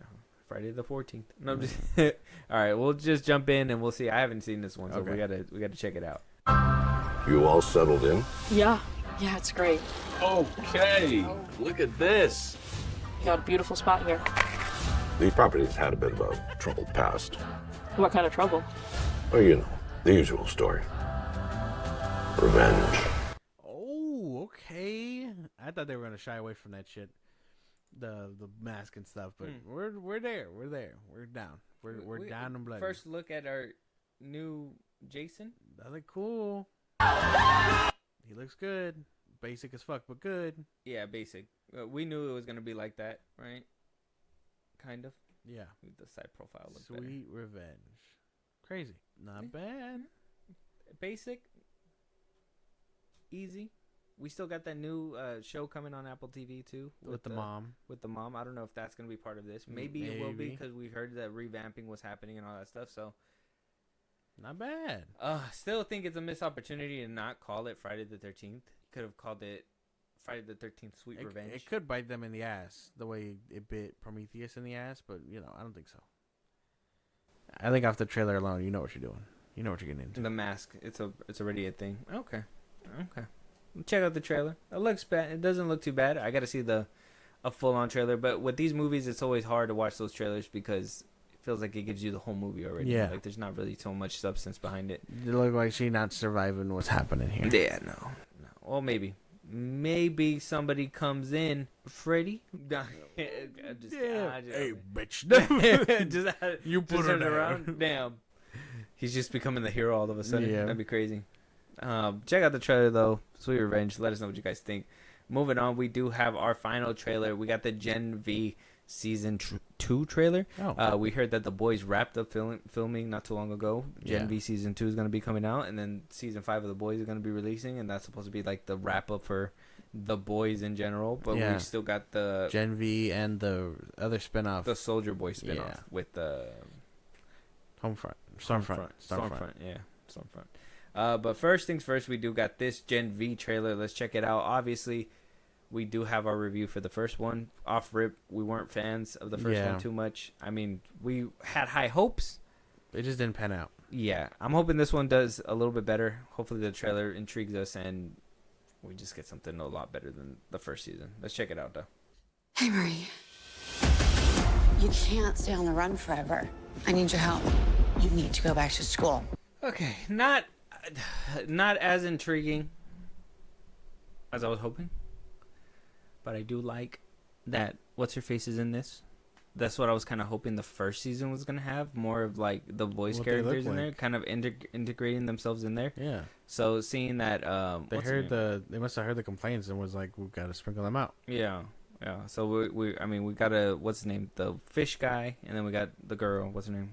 Starlight. Noir. The fish dude. I think I saw Homelander. We might see Homelander again. I mean, he was like the big reveal at the last episode. So I mean, if we see him, it'll be like the last episode, again. I mean, he was fucking. He brought the dude. He took the two with him. Hope to see Butcher a little bit in here. That'd be cool. I mean, Stormfront keeping herself low key. I mean, the end of season 4, she just took off and left Huey, right? Mm-hmm. So she's on the run by herself. Butcher's on the run too. No, people got captured. That's why Frenchie and Kimiko got captured. Yeah, and so did Huey. The Mother's Milk got captured. Mm-hmm. The only one that didn't was Butcher. So maybe we find them all by the end of this season. Maybe. I hope. Maybe they're the ones getting if they put it together that way. They also still got to explain how they made it out the box. Remember, they all got trapped up by the end of season 1. They're just like, well, that was a weird inconvenience, and then just time skip that out of it. They'll probably explain it. They probably manipulated them in some way to help them. Probably had the girl touch them and be like, "Hey, you're part of what we need now." She's one of the. Oh, maybe maybe. Yeah. We'll have to wait and see. But I mean, I wouldn't say it looks better than the first season. It just looks like another season. It's still giving me like the boys vibe. Maybe the boys is just out. It's overstaying its welcome. Yeah, maybe it's already done for. Hey, the edginess. Yeah, they're naked. They're playing beer pong with people. Like blood. We get it, bro. We get it. You're about that. The show's over. We just need we need better story instead of just being like, oh, they do dumb shit because they're teenagers. Yeah, whatever. I get that. All right. Well, let us know what you guys think. Check out the Gen V Season 2 trailer. But with that being said, that is going to be our last topic of the day. Any movies that you want us to check out, any topics that we should be talking about, you want to hear your voice on one of these episodes one of these days, Josh, let them know where they can do all that. Twitter, TikTok, Instagram at FilmBros Podcast. Post no episodes are up. You can hit us up there for any news or movies you want us to cover. Buzzsprout links and social I just gave you. It's like a Patreon. You subscribe. We help the show grow. We greatly appreciate it. Listen to us anywhere you get your podcast at FilmBros Podcast, Spotify, YouTube Music, Apple Podcasts, like wherever you get your podcast. And then be part of the conversation. Twitch at FilmBros Podcast. And when it's all said and done, subscribe to our YouTube at FilmBros Podcast. And with that being said, we'll talk to you guys on the next one. Talk to you guys later.